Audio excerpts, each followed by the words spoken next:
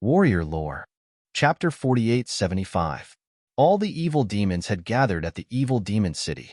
Maine was chained to a stone pillar. She had obviously been abused, but her eyes kept searching the crowd. The four existences who had protected Gashanjia in the past were all here. They watched this scene from afar. Beside the two of them were 5 evil demons. An evil demon of the rat race said worriedly, "What should we do now?" They wanted to save Mayene, but they were outnumbered and their battle prowess was too strong. They had tried many times to save her, but to no avail. In the end, Meiji persuaded them to give up and wait for Zichen to come.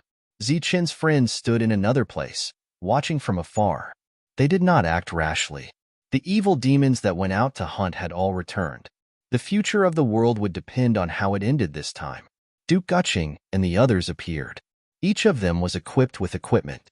This was the reason why they were so powerful. "Honored King, please." All the evil demons from the evil demon city turned around and cupped their fists respectfully. The Honored King walked out. He was wearing a purple gold robe embroidered with true dragons. He looked like an emperor of the human world. "Greetings, Honored King." Hearing those loud voices, the High King waved at everyone, which could be considered as a greeting. "The longer you live, the more embarrassing you become." Basho looked at Old Hay and the others who were bowing in the crowd. Disdain flashed in his eyes. They were people of the same generation as Gashan, but now they were bowing to Gashan's servants. How embarrassing. Even when Gashan was here, they had not been treated like this. The Honored King stood on the platform and glanced at Meiji and the others. Meiji did not move. She looked coldly at the Honored King. They were old rivals. The Honored King smiled and glanced at Maine. Seeing this, the others immediately bowed to the Honored King. It was just a bow. They would not lose anything. It was better than Maine being humiliated in front of everyone. Meiji still did not move. The Honored King looked at Meow Meow and the others. "Actually, I should call you seniors." Basho snorted. "Wrong. You should call us master because we are brothers with Gashan. You were raised by Gashan, so you call us Master Gashan. Of course, you have to call us that." The smile on the revered king's face did not diminish, and his mood was not affected in the slightest. On the other hand, King Guching was enraged. He looked at Basho and said, "You bastard, I didn't stab you to death back then, did I? You dare to come here and act like a big shot?" A hint of anger flashed in the 8-headed beast's eyes, but when he saw the sword in the other party's hand, he held himself back and laughed. "So what? I am still your master. Come, little darling, come quickly. Call me master, and master will find you some candy to eat." Uref * King courting death. King Guching was immediately enraged because he had the absolute combat strength. He felt extremely humiliated, so he struck out with his sword. "Why would master be afraid of you?" The 8-headed man was not afraid at all. Half a shield appeared in his hand. The shield shone brightly and enlarged in front of him, blocking the sword chi. Boom! Powerful shockwaves spread out in all directions. Basho gripped his shield tightly and said sarcastically, "You're so weak, yet you dare to be so arrogant in front of master?" King Guching was enraged and was about to step forward when the Honored King extended his hand to stop him. "Since you're here, show yourself. We haven't seen each other for so long. We can be considered old friends, right?" Everyone turned around and saw a person appear out of thin air. It was Zichen. He was wearing a cloak and flew through the air. All of Mei Yin's energy was sealed, so she could only look at Zichen and whimper. "Young master." Meow Meow and the rest went up to welcome him. At this moment, they were all on the same side. Zichen came closer and nodded at Meow Meow and the rest. He then continued forward, with Meow Meow and the rest following behind him. When he arrived in front of Meiji and the rest, he paused for a moment. Meow Meow and the rest understood what Zichen meant and landed on the ground. They were going to join forces. Zichen took a step forward and stood in the air, looking at the Honored King from afar. The Honored King was still as indifferent as before, and even had a hint of carefreeness. Zichen knew that this was just a facade. The Honored King's ruthless methods were all hidden in the dark. At the very least, the current situation was caused by the Honored King. "Long time no see. I heard that you killed Mr. Back then?" The honored king was still smiling. You can say so. Zichen looked at the honored king, who was talking about Lei Zhenke. Why did you lure me here? Do you even need to ask? Of course, it's to kill you. King Giching raised the sword in his hand and showed it off to Zichen. All right. Zichen nodded as a thought flashed through his mind. Whoosh! A ray of light shot towards him.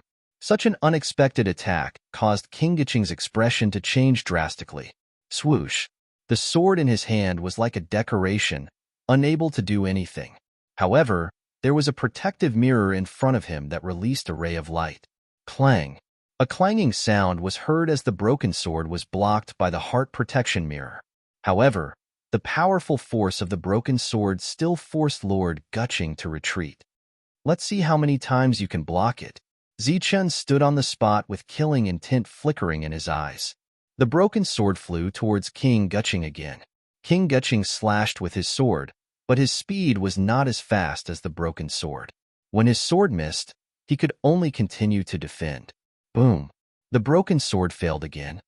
Zichen's expression did not change as the third attack was launched. Seeing this scene, the honored king shook his head and said, "What's the point of this? You can't kill him."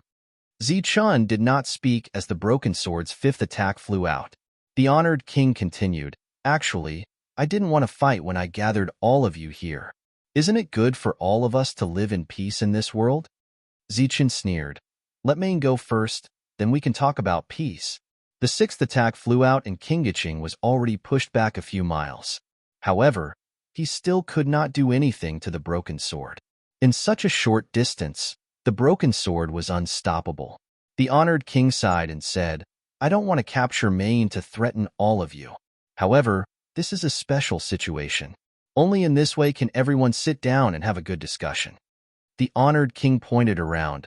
"Look, there are so many demons here. If everyone wants to fight, how long will it take? How many years will it take for the first person to emerge? This is just a small matter. It's just a matter of a sentence." Zichen sneered. "A sentence will make you the first person?" King Giching was attacked for the 9th time. The first person is just a title. It's the same no matter who comes. Before Zichen could follow up, the honored king continued, "However, your killing intent is too strong. If I give you the first person, this world will be filled with killing. Therefore, I can only sacrifice myself to achieve the greater good. You may have misunderstood me, but my ultimate goal is for the peace of the world. My methods may be improper, but I have no choice." The honored king finally said, "On the matter of the first person, Zichen only needs you to nod." King Giching was attacked for the 12th time. "It's useless.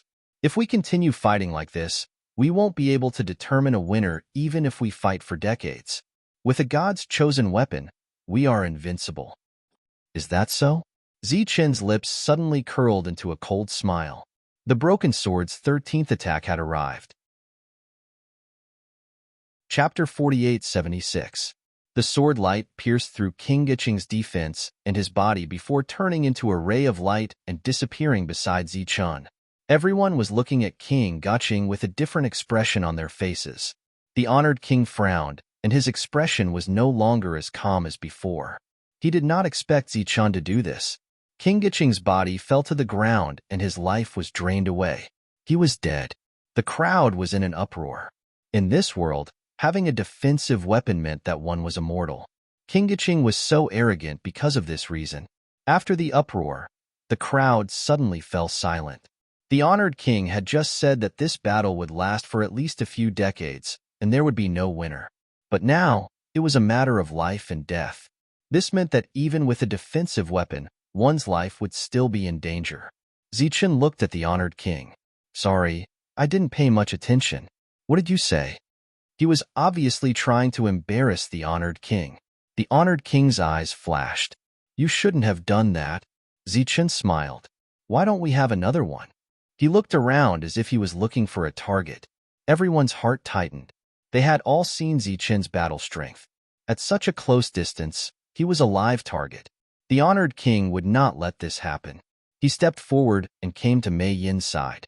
"Actually, we can still sit down and talk." Zichen took a few steps forward and closed the distance between them. "Okay, Give me the first person and I will make the world peaceful. The honored king said indifferently, you know that I don't trust you. Plus, you just started a massacre. With such a strong killing intent, I don't feel safe leaving the world to you. But I am different. Ever since I became the honored king, I have not killed a single person because I believe in peace. Bullsh asterisk T. Zichen's eyes were filled with anger. You have not killed anyone, but how many people have died because of you? How many people did you indirectly kill in Gushan Boundary? Now, you are using Maine to threaten us and say that you have not killed anyone. Do you have any shame? The honorable king shook his head.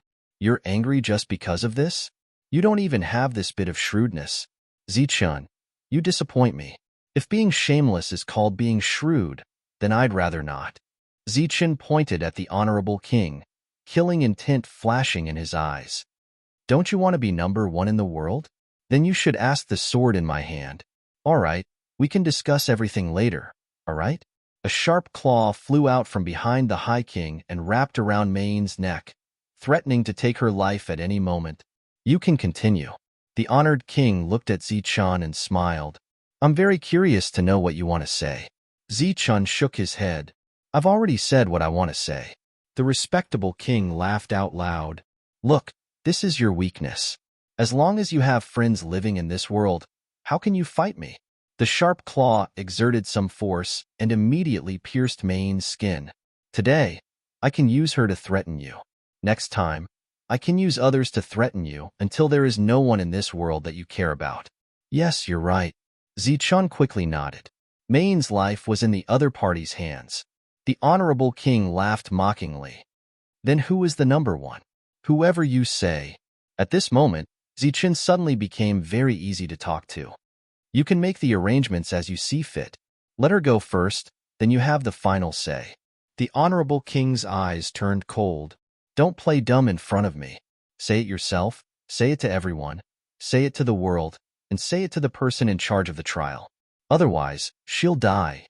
All right. Zichun nodded and said, I admit that you are the number one. I can't win against you and I won't fight with you. The honorable king snorted coldly, satisfied. Maine looked at Zichun with tears in her eyes. Was he giving up just like that? How could her life be more important than the number one person? Maine was not stupid.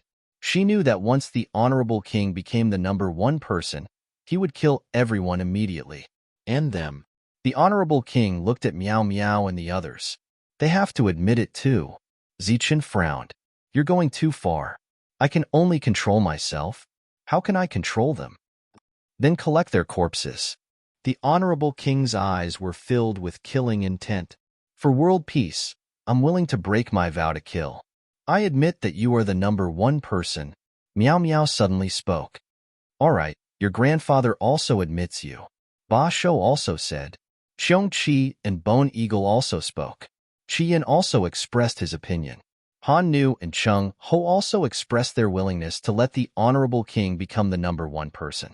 Finally, the honorable king looked at Mei Ji. Look at Zichun.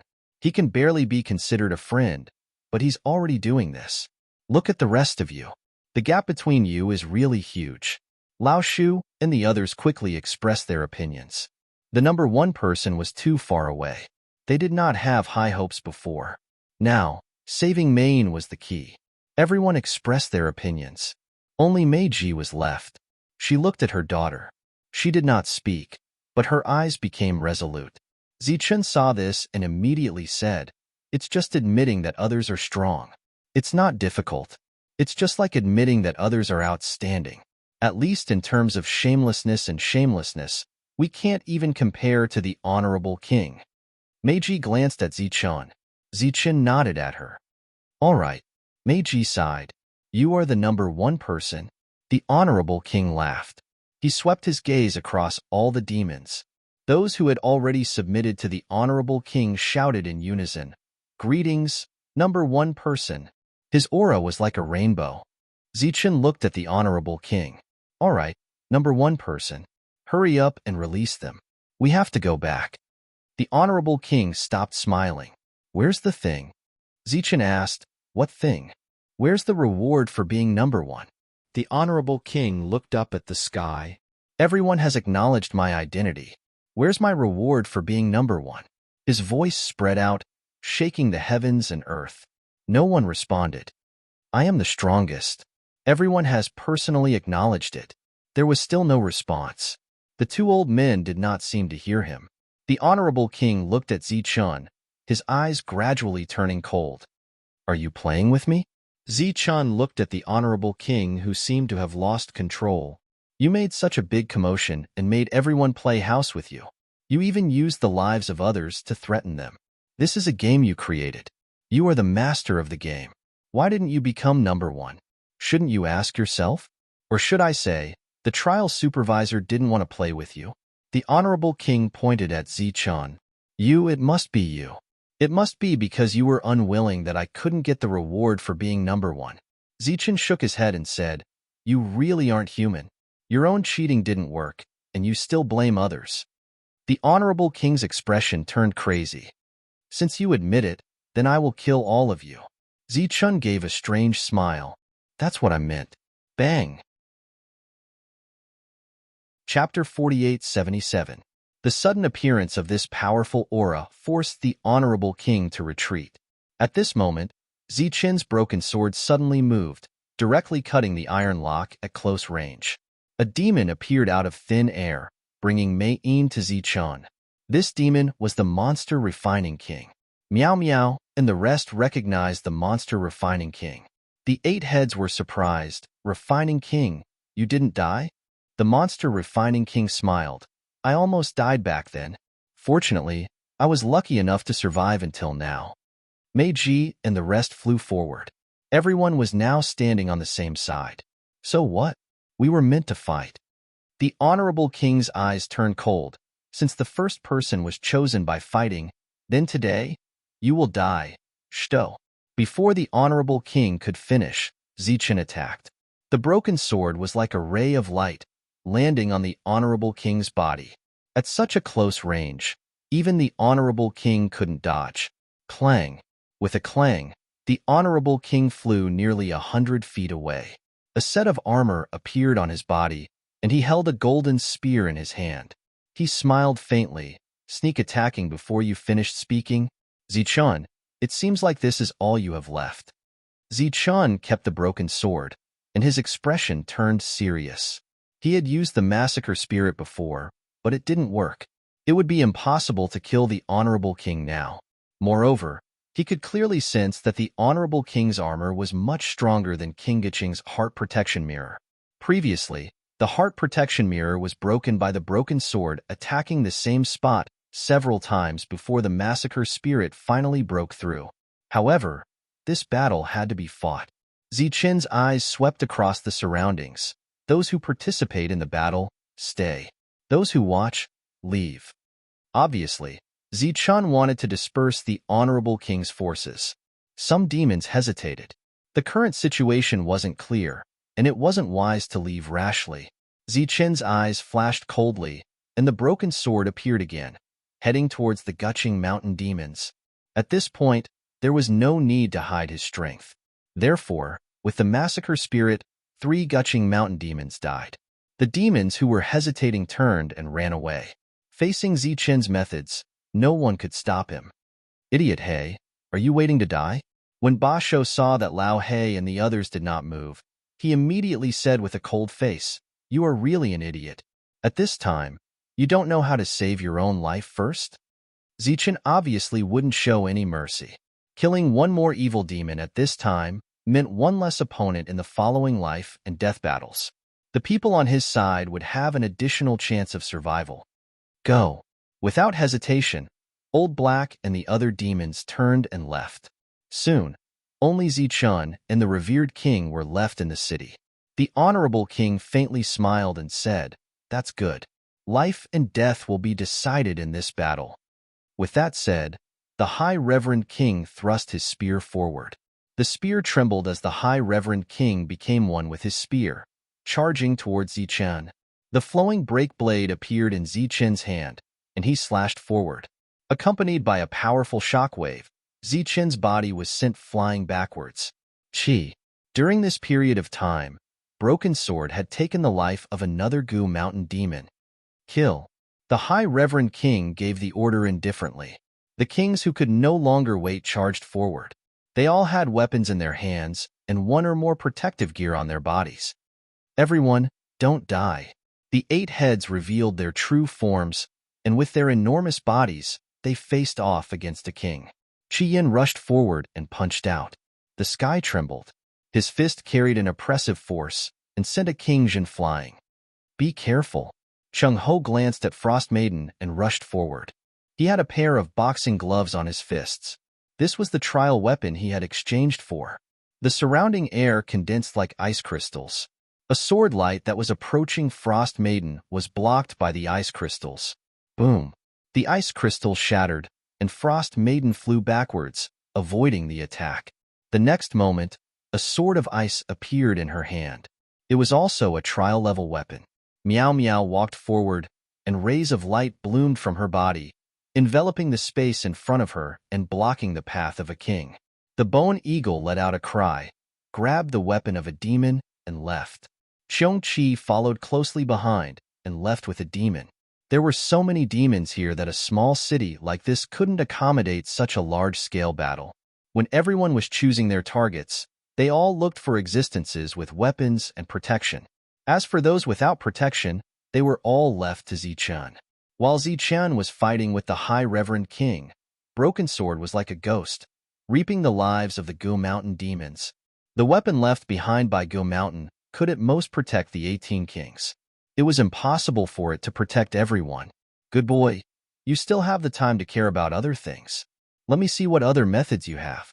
The High Reverend King suddenly clapped his hands, and the spear immediately flew into the sky. Following that, a powerful aura was released, and the space around the spear began to distort. Buzz! A sharp aura descended from the sky.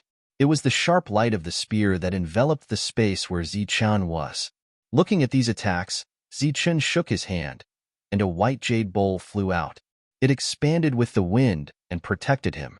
The sharp light fell from the sky and landed on the white jade bowl, making a tinkling sound, but it could not break through the defense. This was what Zichen had exchanged before coming, and it was worth dozens of points. The only advantage of these things was that they could be used without needing a long time to refine. All the attacks were blocked, and Zichen reaped another life. Everything was as the High Reverend King had said. With the defense, it was difficult for both sides to fight to the death. Of course, King Guqing was an exception. The only people that Zichen could kill now were those who did not have any protection. In the end, there was only Zichen and the High Reverend King left. The others had either run away or died. In this way, Zichen's broken sword could only land on the High Reverend King. But even with the massacre spirit, Zichen could not break through the High Reverend King's defense. So, in this battle, the two of them really had to fight endlessly until one of them died of exhaustion. But at this level, it was difficult to be exhausted. Therefore, this battle was likely to last for several years, or even several decades. It was the same in several other places. The battle continued with all kinds of powerful attacks and killing methods, but it was difficult to determine life and death. Before coming, Meow Meow and the rest had prepared their defense. They did not want to kill the enemy, but they did not want to die. The spectators in the distance were silent. They did not dare to come forward to help. Without any defense, they would only be courting death if they interfered in such a battle. The battle continued endlessly. It had been going on for a long time, and it seemed like it would continue for a long time. Everyone who was watching the battle was a little tired. But right now, they could not go hunting, nor could they not go hunting. Chapter 48:78. As the old voice rang out, the surrounding battles all stopped. Everyone looked up at the sky. In a situation where both sides were unable to break through the defense, the only way to determine life and death was to exhaust the opponent. But this was very difficult. Therefore, this war no longer had much meaning. Zichen looked up at the sky and saw the old man in white robes descending from the sky. He was still kind, his white robes fluttering in the wind. Everyone bowed to him. Our original intention was to let you all become stronger here, not to become like this. The old man looked at everyone and said disappointedly, "The battle strength of the extra-legal demons is very strong. What you see is only the weakest among them. And for you, you have just adapted." All the demons were stunned. The extra-legal demons were so strong, but they were the weakest among them? How could this be? Most of the weapons in your hands are of the trial level, and some of them are of the heaven's chosen level. Didn't you look carefully? No matter what level the weapons are, they are all broken. The old man said, "These are what you rely on. They were broken by others in battle, so we picked them up for you to use in the trial. We didn't expect you to treat them as treasures, thinking that you have everything with them. Stupid. You are really stupid," the old man said bitterly. "Relying on some broken weapons, you are all complacent and think that you are invincible. I really should let you see what true power is." His eyes swept over the demons, and finally the old man looked at the honored king and said, "You want to be number one? Do you know how strong Gushan was back then? He only needs one slash to kill all of you in an instant." There was an uproar. They all knew that Gushan was very strong and was called number one, but they didn't expect him to be so strong. The honored king saluted the old man in white robes and said, "In that case, why don't you give us the qualifications first, and then we can become stronger? If we give you the qualifications now, you will die." The old man said with dissatisfaction, "I have a complete set of heaven's chosen weapons here, and I can give you a set. But what you will face is no longer the extra-legal demons here, but a higher level. With your lack of understanding of the extra-legal force, you will only die on that battlefield." The High King clearly did not agree with the old man. He said, "Now that I am invincible, the trial is meaningless to me. Rather than wasting our time here, why don't we work hard to change this situation?" The old man looked at the respectable king. "Since you're so confident, why don't you take a walk in the depths?" "What depths?" The High King did not understand. The old man snorted coldly and said, "You ordered your men to chase after Zichun. You clearly knew that Zichun had gone deep into the forest, so why didn't you bring your men to chase after him? Why did you lure him out from the depths?" The honorable king said, "So you know everything?" The white-robed old man said, "We were the ones who created this place. Of course, we know everything that happens here." The honorable king smiled faintly. "If that's the case, how can we talk about fairness?" A hint of mockery appeared on the old man's lips. "If it wasn't fair, you would have died long ago. Why would I let you cause so much trouble? We only care about the test and don't care about anything else. If you hadn't gone astray, this old man wouldn't have appeared." "Then I understand." The honorable king nodded. The old man said, "Now I'll give you two choices. One is that I give you the god's chosen weapon and send you to another battlefield. The other is that you continue to stay here. As for whether you continue to be the king or go on an adventure, that's up to you." "What about you?" The honorable king looked at Zichun. Zichun turned around and left, too lazy to talk nonsense with this guy. If it wasn't for the honorable king's trick, he would have already killed his way into the depths and might have even gotten a complete set of armor to wear. As soon as Zichun left, those who followed him also left. "If there's a next time, even if it takes a few decades, I'll still kill you." Zichun's group disappeared without a trace. The white-robed old man also disappeared. The honorable king's previous question was already a choice. The enemy is gone, leaving behind only his own people. Those in the distance are just bystanders. After hesitating, they also left. This time, they didn't help the honorable king. If they continue to stay here, their future days won't be easy. There weren't many evil demons left in this bustling city. Other than that, there were only corpses. The honorable king waved his hand and took away King Giching's sword. The heart-protecting mirror was already broken and useless. If it was mended and brought back, the Lord might be able to use it, but the honorable king wouldn't be interested. He glanced at the battered city. "Clean up, let's continue." However, his gaze was also looking into the depths. The moment Zichun broke the heart-protecting mirror, he felt the problem. Zichun's combat power had exceeded a limit. This time, he heard the old man say it clearly, which confirmed his guess. Then, if he wanted to become the strongest, he would have to go deeper. It seems that infighting will never make him the strongest. The honorable king understood this, but his eyes were cold. But Zichun, you still have to die. His killing intent was still there. After Zichun and his group left the evil demon city, they landed on the peak of a mountain. What do you plan to do next? He looked at everyone. Let's go back and rest for a while before going deeper, Meiji said after thinking for a while. Zichun nodded. This was actually quite good. Meiji and her group left, followed by Mei-in. This time, the monster monarch didn't go. In the past, he didn't dare to meet people because he was weak and could be killed with a slap. Now that he had recovered, he might not be the best at fighting, but he still had many ways to protect himself. So, he stood with everyone. Master, are you going deeper? Miao Miao looked at Zichun. There are more extra-legal demons in the deeper areas. Of course, it's more dangerous, but it's also a challenge. Zichun nodded. After this incident, he had to make himself stronger. Then we won't go with you, Master. We'll stay in the outer area for a while. When the time is right, we'll go deeper, Miao Miao said. Zichun nodded again. That's good. No matter what, everyone has to have a defense. If you stay here, you have to be careful of the Gashan tribe. They might not let you go. Miao Miao smiled. Don't worry, Master. We'll be fine. In the end, Zichun looked at the monster monarch. The monster monarch shook his head, indicating that he would stay. If you're going to stay in the outer area, then pay more attention to my friends. Maybe they'll be here soon. They nodded.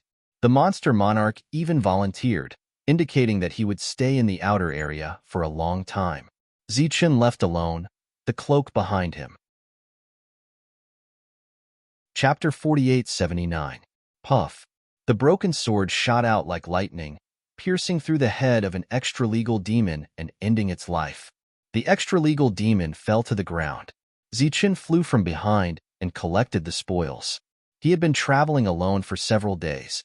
He refined the extra-legal energy at night and went out to hunt during the day. Zichun's battle strength had increased again. The points on the token had risen to 18 again. Looking at the sky, he decided to stop for the time being. He stopped on a mountain peak.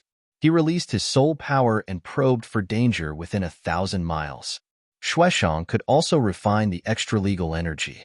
Zichun gave it a portion. Other than the time when Zichun was hunted down and Shueshang almost lost its life, Shueshang had not appeared since. Zichun had an almost endless supply of extra-legal energy. After several days, Zichun entered the depths. Within the range of his senses, an extremely large city appeared. When he saw the city, his expression couldn't help but change. This city was much larger than the demon city of the respectable king. The city walls were tall and majestic. From afar, it looked like a terrifying beast crawling. When his soul perception landed on it, Zichun felt a strong sense of danger. He immediately withdrew his perception and retreated far away. A city like this must be where the extra-legal demons lived. How many extra-legal demons were there in such a large city? This should be the depths that the white-robed old man mentioned. Could the extra-legal demons break through the trial weapon? Zichun did not dare to act rashly. After all, he still had room for growth. Therefore, he planned to wait until he reached the bottleneck before coming here to explore. He began to retreat and return to the relatively outer regions. He began to hunt the extra-legal demons that failed to reach him and strengthen himself. Among them, the spirit of massacre that was born from the thunder manipulation art had improved the most. Every time Zichun killed an extra-legal demon, he could feel it growing stronger. Some of the life force was absorbed by the spirit of massacre. During this time, Zichun also paid attention to the outer regions to see if anyone else, such as the respectable king's men, had come. No, not a single one. Time passed, day after day. Zichun, who still had room for growth, approached the city 3 times. Other than the first time, he didn't dare to send out his energy for the other 2 times. He just watched from afar with unprecedented caution. During this period of time, he saw 2 extra-legal demons flying away, but he did not see anyone fighting. Perhaps the extra-legal demons were getting along very well. Roughly half a year had passed.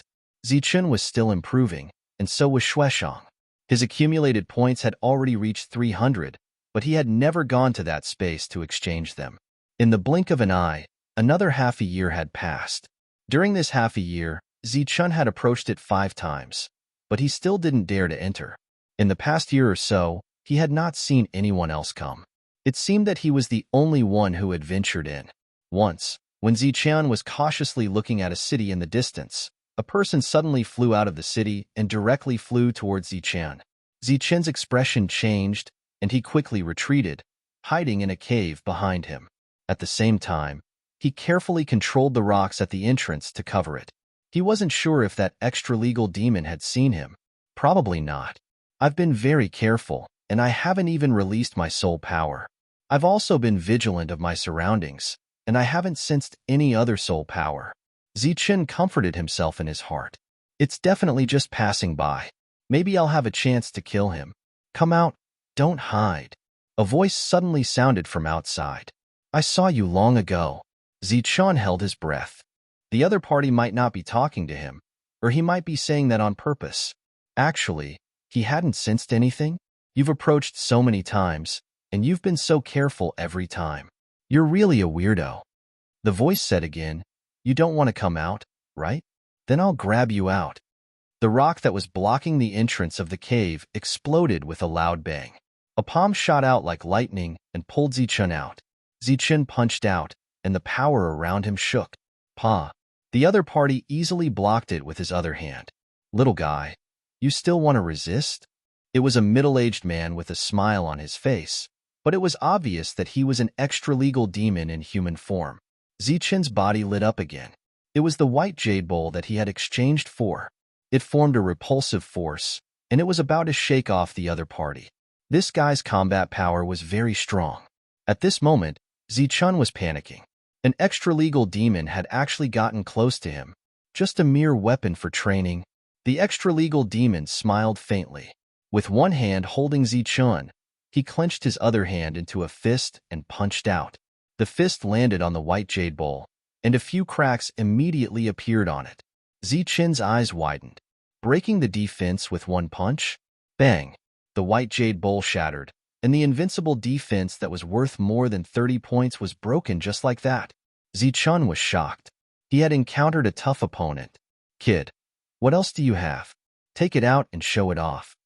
The extra-legal demon picked up Zichun and looked at him as if he was picking up a chicken.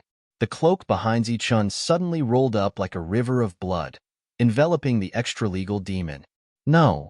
Zichun shouted anxiously. No matter how strong Shueshang's defense was, how could it be compared to the white jade bowl? If the other party's fist landed, Shueshang would definitely die. Interesting. The extra-legal demon smiled faintly and punched again. The river of blood disappeared, and the cloak returned to Zichun's back.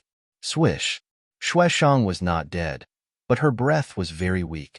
Zichun shook his shoulders, and the cloak left his back and flew into the distance. Trying to escape? The extra-legal demon reached out to grab the cloak. At this moment, Zichun's eyes flashed with madness. The broken sword attacked. At such a close distance, coupled with the slaughter spirit, the power of the broken sword was terrifying to the extreme. The extra-legal demon reached out to grab it, but the broken sword directly pierced through his palm and went straight to his sea of consciousness. Boom. In the next moment, the energy around the extra-legal demon raged like a hurricane, changing the trajectory of the broken sword. Boy, you are really ruthless. Ignoring the blood in his palm, the extra-legal demon slapped Zichun's head. I almost fell for your trick. Boy, you are too sneaky. Extra-legal demon, you can kill me, but you can't humiliate me. Zichun shouted and tried to struggle, but his strength was completely suppressed. Shueshang floated to the side and did not take advantage of the precious time Zichun had bought to leave. Extra-legal demon? The other party laughed. Look at yourself. Aren't you the same? Zichun was stunned. He was a human, a spirit clan. How could he be the same as the extra-legal demon? However, after Zichun used his own breath, he could clearly feel that he had changed a lot. The powerful energy he once had all changed and became extra-legal force. Chapter 4880. Zichun was stunned. Unknowingly, his energy had changed. Sensing himself from another angle, he found that he was an extra-legal demon in human form. He was no different from the man in front of him. "You're from the spirit race?" Zichun came back to his senses. The man had appeared suddenly, but he did not show any malice. Otherwise, Shueshang would not have left the battlefield. But he had never seen such a powerful spirit race. He knew all the strong people in the Saint Spirit realm, and the strongest were only the High Kings hiding in their shells, unless the man in front of him was Gu Shan. But he had seen Gu Shan before, and he had taught him the mountain-cutting technique, so he knew he was not. The man smiled and asked, "What spirit race?" Zichun's expression changed again. If the man was not from the spirit race, then he was an extra-legal demon. Could it be that this was an extra-legal demon who had turned into a human and mistook him for one of his own race? Was that why he did not kill him? The man carried Zichun into the city. Then, Zichun found that there were many people in this magnificent city. Or rather, there were extra-legal demons in human form. How could this be? Zichun could not understand. The man entered the city, still carrying Zichun. Along the way, Zichun found that many extra-legal demons were looking at him with strange expressions. Zichun was confused. Were these people or extra-legal demons? Coming to a street, the man carried Zichun into a tavern. There were 3 tables of people drinking in the tavern. When they saw the two enter, they all smiled. "Is this the kid?" A burly man with a full beard looked at Zichun. He sat alone at a table. There was a pot of wine and a bowl on the table, but there was no food to go with the wine. The other 2 tables had 3 people and 2 people. They were all drinking and had no dishes. Who else could it be? I've never seen such a coward. The man sat down and snapped his fingers. "Give me a pot." The man quickly stopped, but it was too late. The bearded man from before said in surprise, "Alva, you're hurt?" The 5 people at the other 2 tables turned around and looked at Zichun as if they were looking at a rare species. "Kid, was it you who injured Alva?" The bearded man asked. "No, he hurt himself." Zichun quickly shook his head. These people were looking at him with unkind eyes, so he naturally wouldn't admit it. Speaking of which, he was the one who wanted to grab the broken sword. He had indeed hurt himself. Zichun was not lying. This brat has some skills. He took advantage of my carelessness to trick me. Alva admitted it. If it weren't for his absolute power, he wouldn't have been able to come back. Zichun looked around vigilantly. Then, he realized that these people were laughing in schadenfreude and had no intention of standing up for Alva. "Who are you?" Looking at the crowd in the tavern, Zichun could not help but ask, "Extra-legal demons?" The laughter around them grew louder. Zichun asked, "The Astrals? But why haven't I seen you before?" The bearded man laughed. "Kid, you're quite interesting. You have so many questions. Tell me, what's your name and where are you from?" "My name is Zichun. I'm from the Saint Spirit domain." Zichun could only introduce himself first and then look at the others. Saint Spirit domain? Everyone was stunned when they heard this. Then, they looked at each other but had no intention of introducing themselves. The bearded man shook his head. "I've never heard of this place. What about you?" "Nope. From the name, it seems to be an interesting place. Saint Spirit domain? Are they all Saint Spirits?" "Not very famous. Maybe it's a small place." These people who were drinking all laughed. Hearing that they were not joking, Zichun asked, "Who are you guys?" The bearded man drank a mouthful of wine and laughed. "We're extra-legal demons." The others roared with laughter. Zichun shook his head. "No, I've never seen you guys in the Saint Spirit domain. It's unlikely that you guys are extra-legal demons. Could this be the immortal spell domain? I've already walked into the immortal spell domain unknowingly." Everyone was still laughing, as if they had heard an extremely good joke. However, as they laughed and laughed, everyone fell silent. The originally cheerful atmosphere was now filled with sadness. Could it be because of the words immortal spell domain? Zichun looked at them in surprise. The bearded man took a big gulp of wine. The immortal spell domain. If someone hadn't mentioned it again, I would have King forgotten the purpose of coming here for the trial. Alva knocked on the table and sighed. After countless trials, we don't even know where the door to the immortal spell domain opens. What a failure. Looking at the puzzled Zichun, Alva said, "Kid, You must have come from a small place and think that you're the only one in this world, right? Zichun nodded. The Saint Spirit domain had a boundless area, including the celestial, demon, and Yao races. It was a place where the four races coexisted. Alva shouted and quickly served the wine. At the same time, he gestured for Zichun to sit down. A very fat man walked over with a pot of wine and 2 bowls. There were no dishes to go with the wine. Alva poured a cup for himself first, then another for Zichun.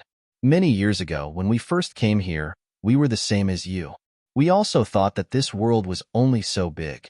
We also thought that we would advance through the battles and become the first to enter the immortal spell domain that belonged to us and create another piece of glory. Zichun's expression changed because that was exactly what he thought. Not only him, but even the respectable king thought the same. Unfortunately, after staying in the trial world for so many years, we finally realized that we were wrong, very wrong. Alva pointed at himself and said, I'm from the Azura world, an extremely huge world with countless planets and endless lives. Alva pointed at the bearded man. He's from the Six Paths world. His territory shouldn't be smaller than the Azura world. And him, he's from the Thousand Spirits world. And they all come from different places. How did this happen? Zichun was confused. We also want to know why this happened. We were supposed to go to the immortal spell domain, but we stayed in the trial world and saw so many strangers. Of course, we're already used to it now, Alva said. The reason why we called you over is because you're too cautious. We approached several times and didn't come in, so we wanted to help you. At the same time, we also wanted to tell you in advance that there's no way forward for your dreams. This is the end. There's no need to go any further. It's the same everywhere. Have a sip and taste it. It's not bad. Alva raised the wine bowl and smiled at Zichun. After drinking the wine, he shouted, How satisfying! Zichun also raised his bowl, but after taking a sip, he spat out the wine. Satisfying my ass, it was no different from water. At this moment, the 2 old men, black and white, were equally confused. Chapter 4881. This trial space was personally opened up by the 2 old men using their unique nomological methods. But now, this space was undergoing a strange change, forcefully merging with another space of unknown origin. This was a change that was beyond the 2 old men's imagination. How can this be? By the time the 2 old men noticed the change, it was already too late for them to stop it. These 2 old men who had been calm and collected for many years now had a change in their expressions. For the first time, there was even panic in their eyes. This was a special event that was beyond their expectations. No matter what is going on, we have to stop this from happening. The old man in white robes was surrounded by light. This was a kind of energy that was between power and law, not belonging to any faction. The old man in black robes was furious. This is against the rules. And with this, there will be chaos. What rules are there? A voice suddenly sounded. You 2 have finally appeared. If you didn't, we would really think that the 2 of you were killed. Looking at the old man who appeared out of nowhere, the old man in white robes asked, Seuss, why are you still here? You haven't gone back after so many years? Back where? It's a mess, it's a mess. The old man named Seuss sighed. We have no home to return to. Asterisk, asterisk, asterisk, asterisk, asterisk, asterisk, asterisk, asterisk, asterisk, asterisk. Zichun looked at Arwa with a bitter face. What kind of wine is this? It's not even as good as water, Arwa said. You should be content. Even if it's a wine like this, the more you drink, the less you will drink. After a while, you won't even be able to drink this wine anymore.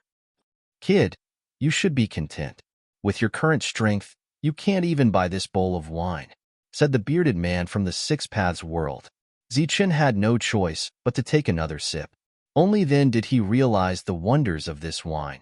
Although it tasted bad, it was as if he had refined the extra shackled energy, strengthening his strength. And this was much faster than refining the extra shackled energy. You feel it? Arwa looked at Zichun. Zichun nodded and asked in shock, What wine is this? Why is it so effective? Actually, this isn't really wine. It's just some law fragments mixed in the spring water, said Arwa. Rule fragments? As an existence who stood at the peak of the Saint Spirit realm, Zichen naturally knew what a nomological fragment was.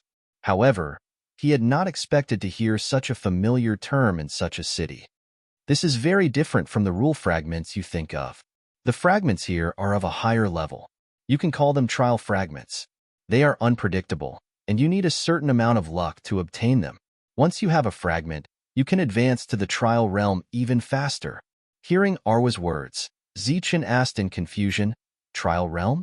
I only know of the trial level. Is there such a realm here?" A man sitting next to him said, "What kind of realm is this? It's just a name that some bored people came up with at the last moment." But as time passed and more people came, everyone got used to it.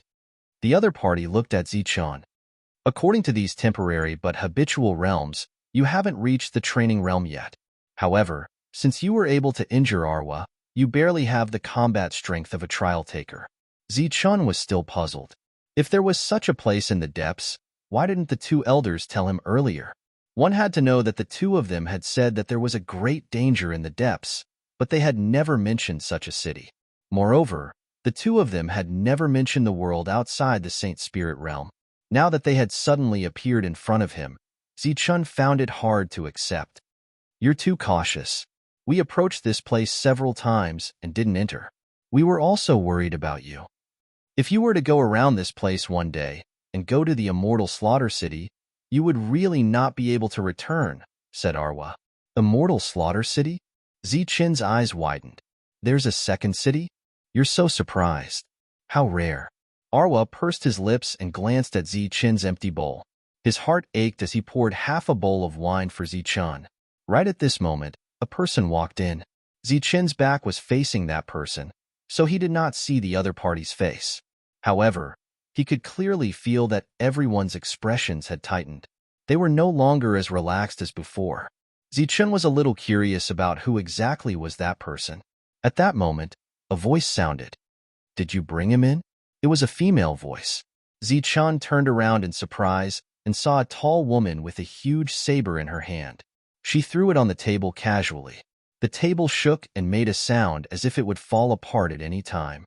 He's still very cautious, so Arwa brought him in. The bearded man stood up and said cautiously. Arwa gave Zichen a look, indicating that he should stand up quickly. Zichen then realized that everyone who was drinking had stood up at some point. "Boss," he said that his name is Zichen and that he came from a place called the Spirit Realm.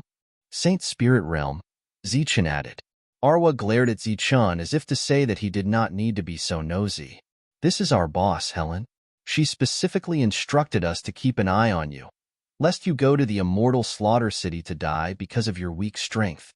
Zichen, who knew a little about the situation, hurriedly cupped his fists at Helen. "Consider it a greeting gift." Helen nodded and then threw out a walnut-sized crystal. Zichen caught it subconsciously and felt the terrifying energy contained in it.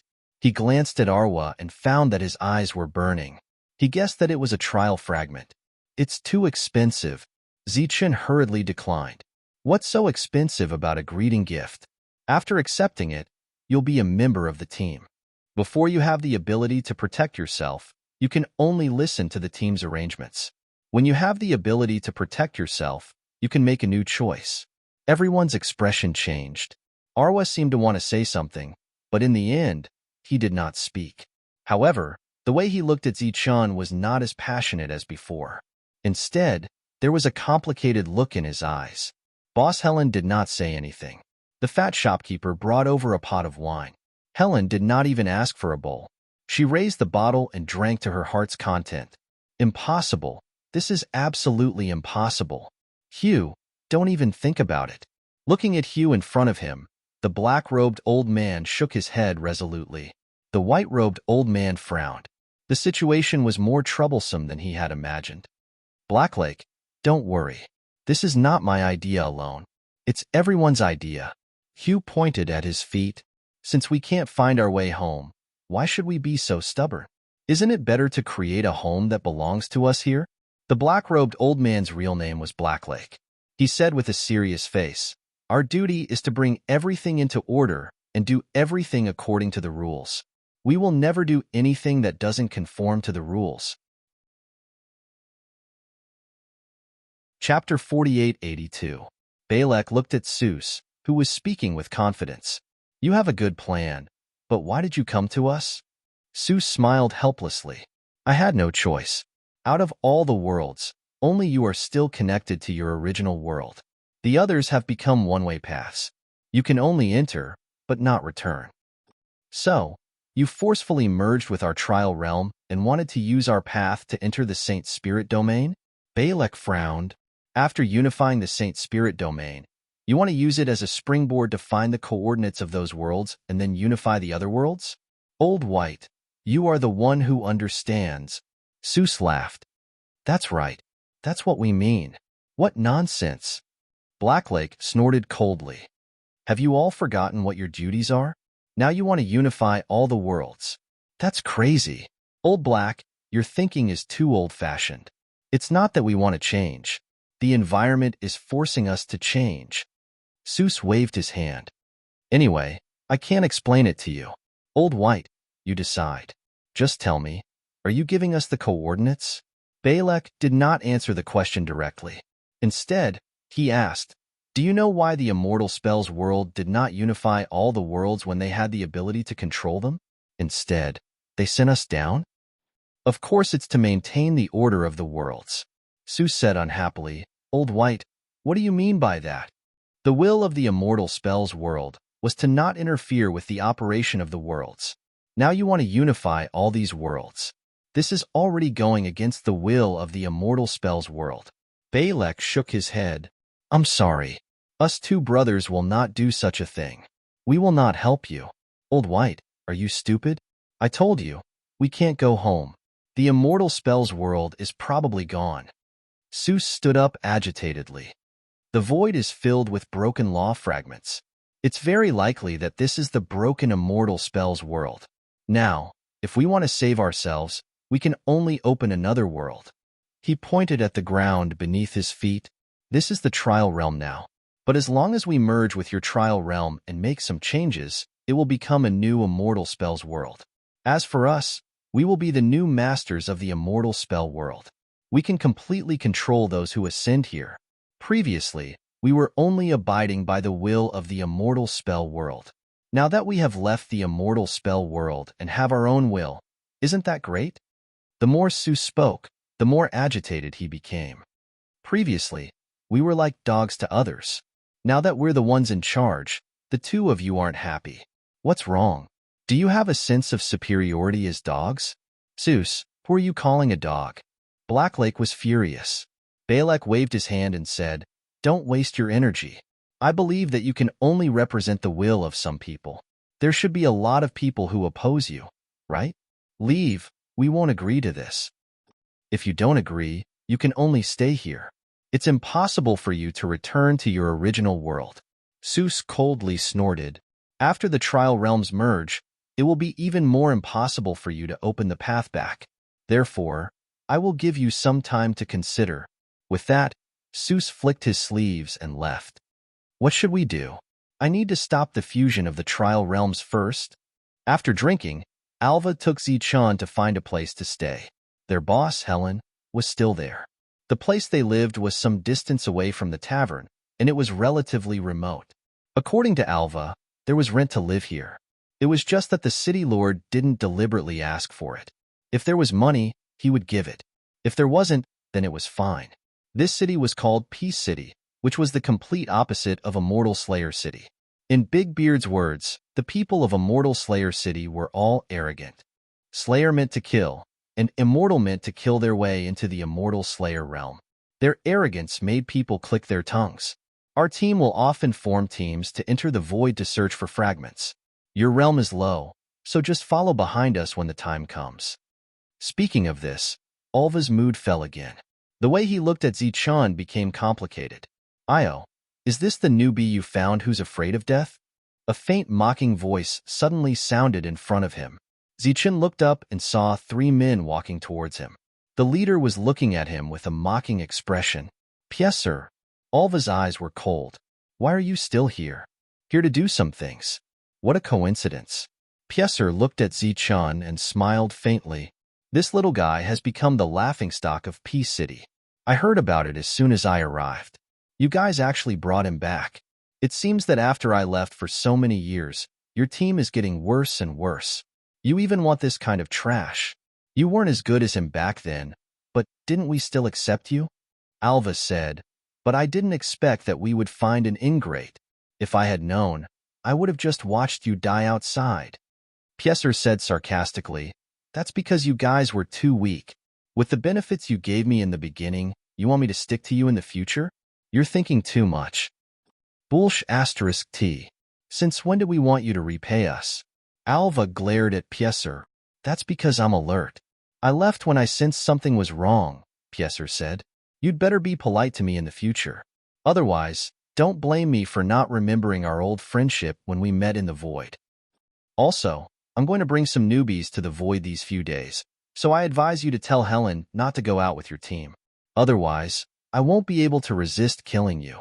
You're all newbies, but look at Peace City and our Immortal Slayer City. They're not even on the same level. Let's go. Pieser left with the other two. Among them, there was a young man. When he left, he smiled coldly at Zichun and made a throat-slitting gesture. What are the people from the Immortal Slayer City doing here? After Pieser left, Alva's expression changed. Let's go. I'll take you to your place first. What's with that, Pieser? Asked Zichun. He's the same as you. Back then, he was wandering outside and didn't dare to come in.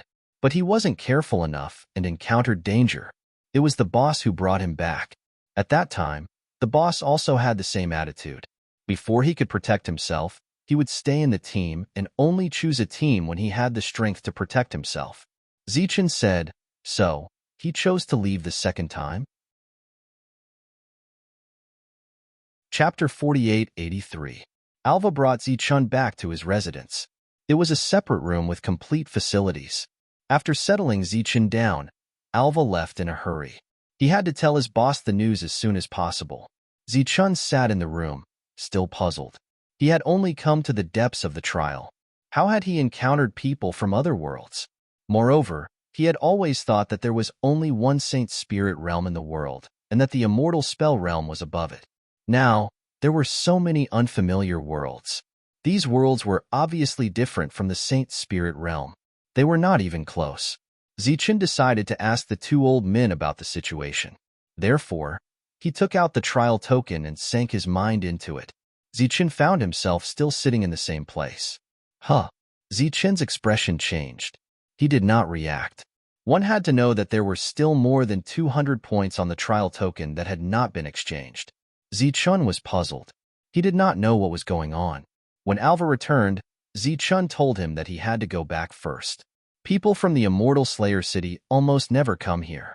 Nothing good can come out of it. After I told my boss, he told us to be careful. You'd better not run around, Alva advised. Zichun shook his head. I have some problems here. I have to go back. After a slight pause, Zichun said, also, I still have some points that have not been exchanged. If you need them, feel free to exchange them. Otherwise, they might be useless. Alva's eyes widened when he heard that.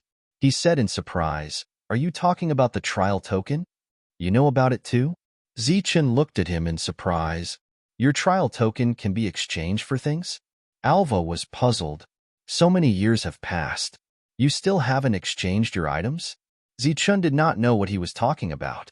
They were obviously not talking about the same thing. He did not explain further and said that he had to go back and take a look. This time, Alva did not stop him. This was a good thing. Compared to the current situation where they could only search for treasures in the void, Zichun's method of obtaining treasures was a shortcut. Zichun declined Alva's kind offer to travel with him. He left Peace City and flew back the way he had come. Along the way, Zichun was very careful to prevent anyone from following him. Now, he seemed to understand why he was the only one who had come to the depths after such a long time. Some changes had occurred in the trial world that he didn't know about.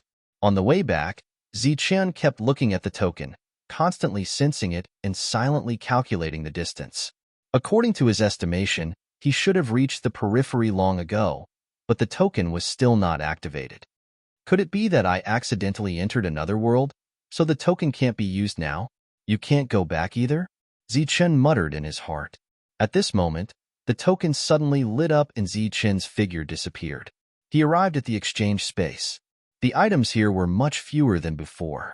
Zichen roughly glanced at those things, then shouted, "Senior, senior." His main purpose was to look for the two old men. Exchanging items was secondary. However, while he was shouting, his eyes were also sizing up those things. He needed to spend all these points now.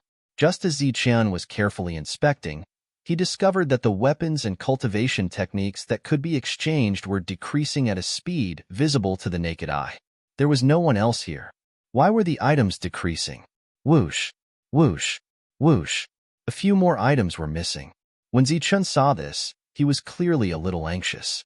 He hurriedly pointed at a ring with 235 points. Before he could carefully sense the ring in his hand, the white-robed old man appeared in front of Zichen. After putting away the ring, Zichen saw that the old man looked worried and tired. His expression changed. "Senior, something happened?" The white-robed old man nodded. "Our trial world is about to be forcefully merged." Zichen was enlightened. Now he understood everything. "Aren't you surprised?"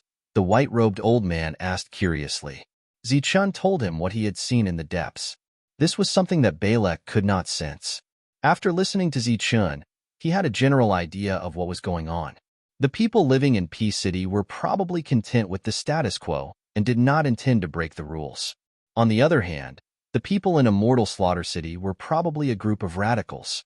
Seuss was most likely relying on the people in that city. "Senior, you seem very tired." Zichen looked at the white-robed old man. Balak said, "To be honest, the two of us are trying to prevent this from happening. However, it's obvious that we can only delay the merging. It won't be long before this trial world merges into the great world." Zichen asked, "Will the situation worsen after the merging?" Balak sighed. "Once it merges, there's no going back. They want to build a new immortal technique realm. In the future, you can only enter but not leave." Zichen's expression changed. His friends were in the Saint Spirit realm. How could they not return? "Is there any way to stop this?" Zichen asked. "There's no way now. Moreover, this is not the worst." Just as the two of them were conversing, the things here decreased by a lot. Balak said helplessly, "Right now, the biggest problem is the coordinates of the Saint Spirit realm. Once the coordinates are leaked, the people of Immortal Slaughter City will probably attack the Saint Spirit realm. Their goal is not only to unify the Saint Spirit realm, but also to borrow the orthodoxy of the 10,000 realms from the Saint Spirit realm. 10,000 realms is a general term for many worlds. It's not the myriad spirit realm that you're talking about. You can think of the Saint Spirit realm as a universe and the 10,000 realms as other universes. The Immortal Technique realm was originally the center of a higher-level universe. All higher-level life forms ultimately belong to that place. However, due to some problems in the Immortal Technique realm, they can't bring everyone in. Therefore, they want to turn this trial world into a new Immortal Technique realm universe. At the same time, they want to use the Saint Spirit realm universe as a springboard to rule all the universes. In the past, the Immortal Technique realm only sent us to maintain the order of the various universes. We were not allowed to interfere in anything. However, this time, they want to unify this place and set new rules. Their ambition is even greater than the Immortal Technique realms. Zichen was very shocked. This was the real secret. However, Zichen soon started to worry. "They're so aggressive. Will the two seniors be in danger? Our identities are special. We can be said to be immortal. We won't be in danger," Balak said. Balak said, "However, I'm worried that they will enter our trial realm and make a breakthrough there. After all, our trial realm is close to the Saint Spirit realm. It can even be said that it was built with the Saint Spirit realm as its foundation." Looking at the slightly stunned Zichen, Balak reminded him, "Therefore, you have to grow up as soon as possible. As time passes, our authority will become smaller and smaller. Once the trial world is completely integrated, we won't have the right to speak anymore. When that time comes, no one can go back." Zichen thought of Alva and the others. They seemed to be at ease, but they had already accepted their fate. Chapter 4884. Feeling the tremors in this space, Zichen's expression changed. If this place collapsed, they would no longer be able to exchange for anything. As for the points, they would be completely useless. Balak's expression also changed, and he cried out, "Oh no, this place is going to collapse. What should we do?" Zichun was a little anxious. This was not only about him, but also about all the demons who had come here from the Saint Spirit realm. Without this exchange space, it would be even more difficult for everyone to survive. It's because of the fusion of the trial realms. Balak frowned and glanced at Zichun, feeling a little troubled. "Senior, if you have something to say, just say it. As long as I can help, I'll do my best." Zichun immediately said, "Your tokens are divided into grades. The stronger your combat power, the higher the grade of your token. Judging from the current situation, as long as we take back your token, we can temporarily stabilize this place. Next, we'll work harder, and it shouldn't be too difficult to completely stabilize this place." Balak hesitated. "However, this also means that you won't be able to come to this exchange space in the future. You have permanently lost the right to exchange." Zichun nodded and took out the trial order without hesitation. "Since that's the case, let's make it disappear."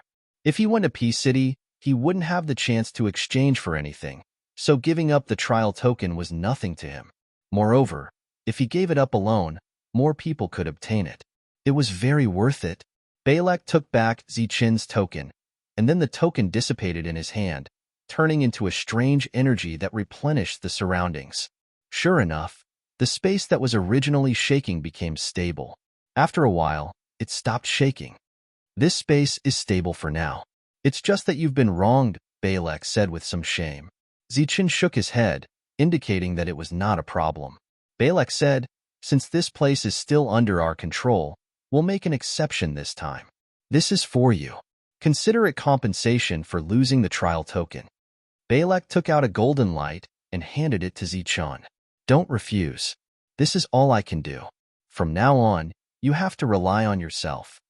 Zichun received it with both hands. The golden light was a little heavy in his hands. Zichun couldn't tell what it was at the moment. Without examining it carefully, Zichun put away the golden light. Now that the token was gone, there was no point for Zichun to stay here. Besides, he obviously couldn't help with the matters here. After saluting Balak, Zichun said goodbye and left. After returning to the place where he had disappeared, Zichun now had two paths to take. One was to return to Peace City, while the other was to continue onwards to find his friends and tell them what had happened. Zichun hesitated. This was very rare.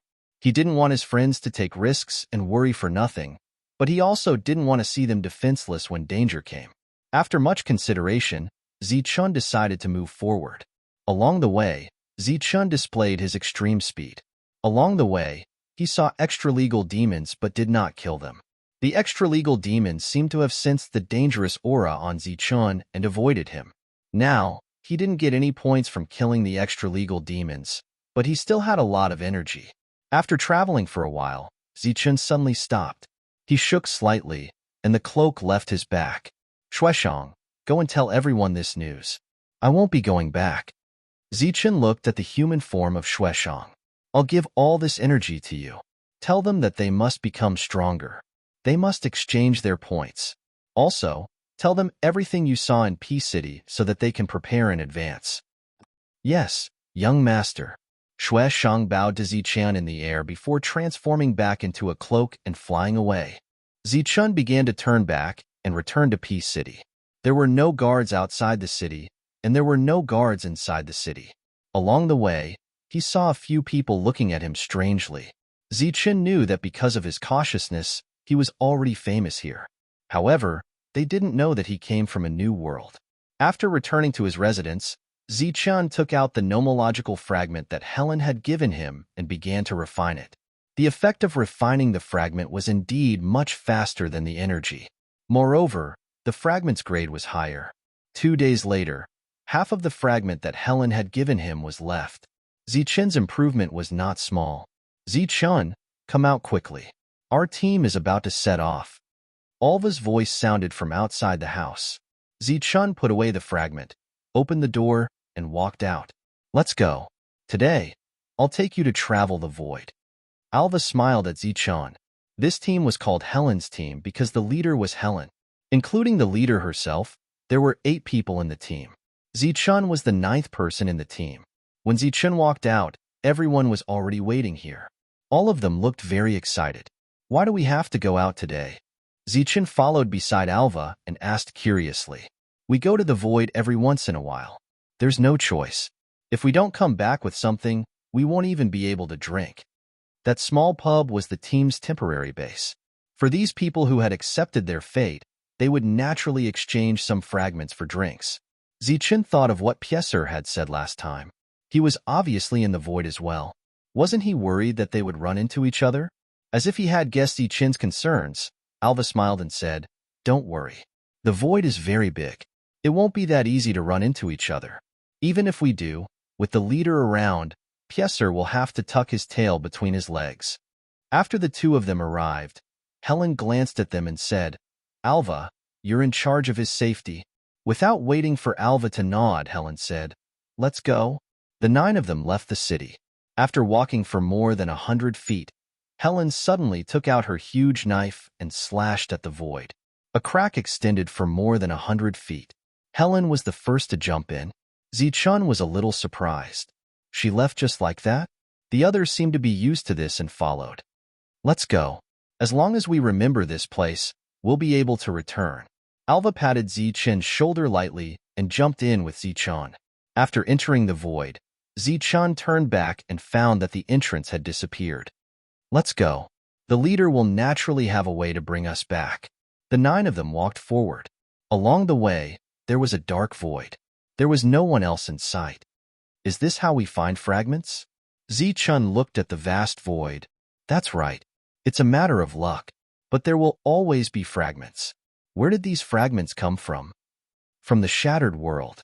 Alva paused and said, It's said that they were left behind from the shattered, immortal spell world. Otherwise, they wouldn't be of such high quality.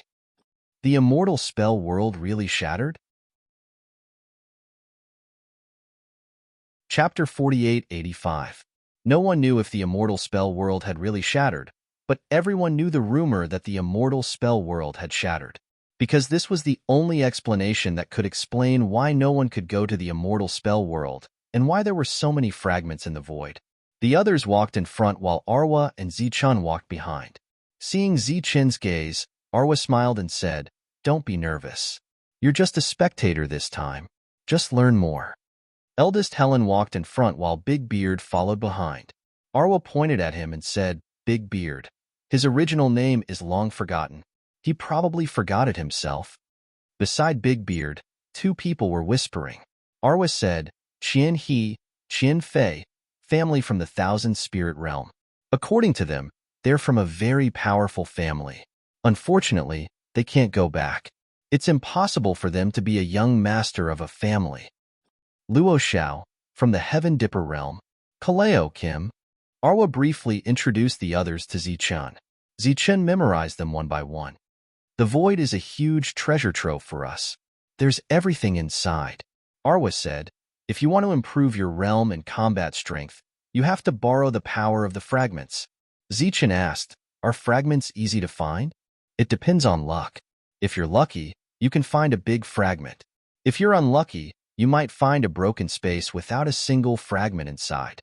Arwa paused and said, They're valuable fragments. Zichun nodded. He understood. Got it. Look in front. Arwa's eyes suddenly lit up. A beam of light appeared in front of them and flew straight toward them. Zichun had already released his soul power. This fragment was only the size of a palm, but everyone's expression changed, including eldest Helen. Zichun was confused. At this moment, Helen immediately went forward and grabbed the fragment. Ripples appeared on the surface of the fragment and Helen was sucked in. Zichun's expression changed. There was something else. Whoosh.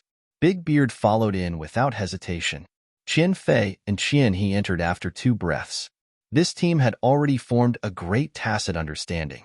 After another 3 breaths of time, Luo Xiao, Kaleo, and Kim entered. Boss will go first to investigate the danger. The others will follow closely behind. This is the rule. Alva stepped forward unhurriedly. As for us, We are here to be spectators. Of course, if there are any gains this time, you and I will also have a share. This has always been the rule set by Boss. I don't dare to say anything else. In the entire P-City, Boss is probably the kindest person. Go. The two of them were the last to enter. After entering this space, Zichen first sensed a violent gale. This space was about 3,000 meters wide. Below him was a vast expanse of yellow sand that covered the sky. The soul power released by Zichen was somewhat obstructed. Apart from the fierce wind, there was nothing else. Naturally, there was no hidden danger. It's hard to find anything in a place like this. The wind was too strong. Alva's voice sounded in Zichen's mind. This is a dead space. There isn't even any life. Of course, there won't be any fragments of opportunity. At this moment, apart from the two of them, the others had already scattered.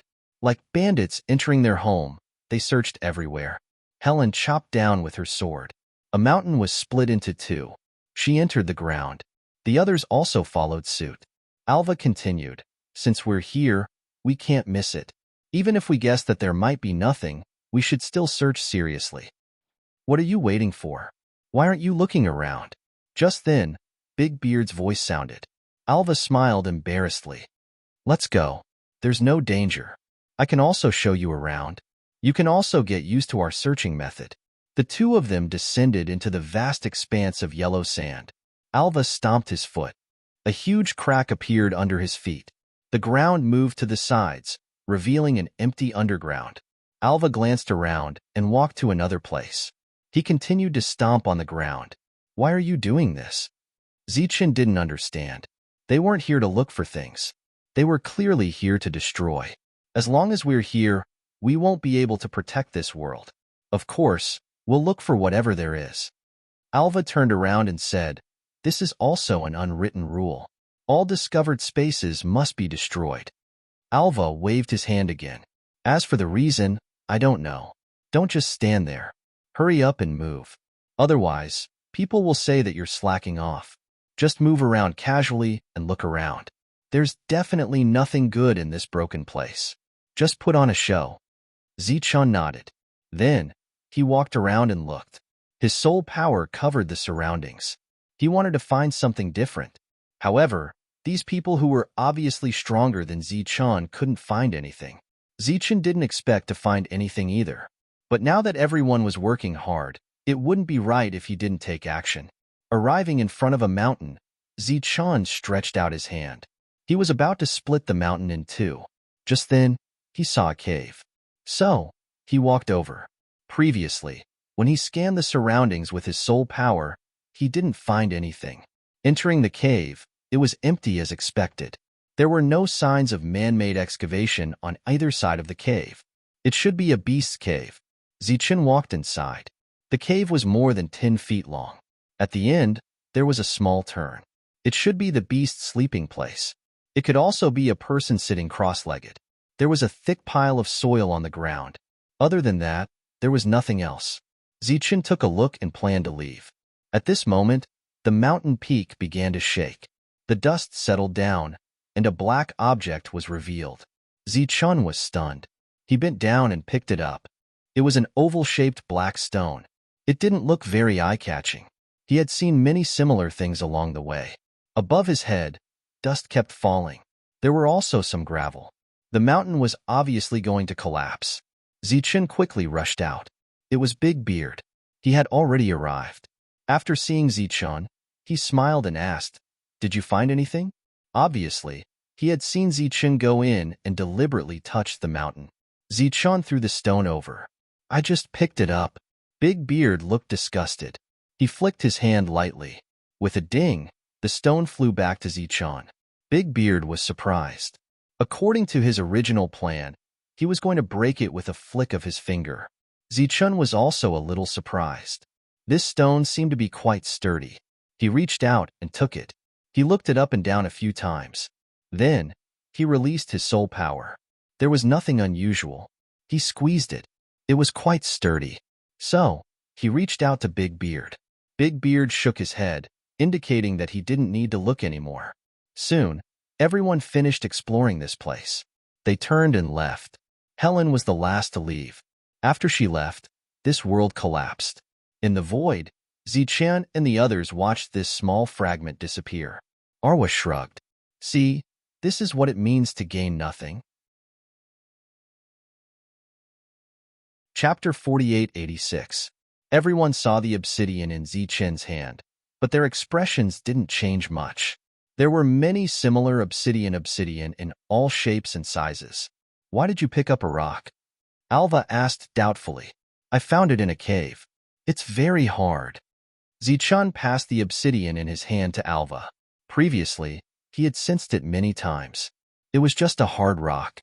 Apart from that, it had no other uses. Alva took it and looked at it. He tried to crush it, but to no avail. He exclaimed in surprise. Interesting. You guys try it too. He passed it to the others. Naturally, they didn't find anything useful. Finally, it was passed to Luo Xiao. Helen glanced at him. Luo Xiao immediately passed the obsidian to Ziqian. Here you go. Ziqian was slightly startled. In the future, we will often encounter strange things. Most of them are useless.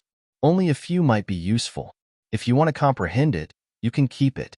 If you don't want to comprehend it, you can just throw it away, Luo Xiao said. Everyone continued forward. Ziqian and Alva were still walking at the back. Ziqian was playing with the obsidian in his hand along the way. They didn't find anything this time, but they weren't dispirited. This scene should have happened many times. Along the way, Alva told Ziqian about the interesting things that happened in the past. Occasionally, he would laugh. Amidst the laughter, there were some embarrassing stories. The others were also chatting and laughing. In this pitch-black void, there didn't seem to be any danger. Not long after, the second light appeared in their perception. Everyone's expression changed. It was still the same formation as before. Everyone entered the fragment space one by one. When Ziqian was the last to enter, the battle had already begun. It was a huge tortoise. It was at least a few thousand meters long and carried an entire mountain range on its back. Good heavens! Such a huge boundary spirit. Alva was a little surprised. It seems like the harvest this time is not small. As if seeing Ziqian's confusion, Arwa explained. In a broken world, there are boundary spirits. They absorb the power of the broken world to grow. As long as you kill the boundary spirit, the broken world will be destroyed. Pointing at the boundary spirit turtle, Arwa continued. If there are living creatures in this broken world, then the possibility of there being other good things in this broken world is very small. Because boundary spirits are blessed by nature, they will definitely devour all the energy in this broken world, leaving no room for other things to exist. 6 Paths Reincarnation. Ziqian heard Big Beard's voice, and a dazzling light fell on the big turtle's body. It was like a spinning wheel of light that cut into the big turtle's body.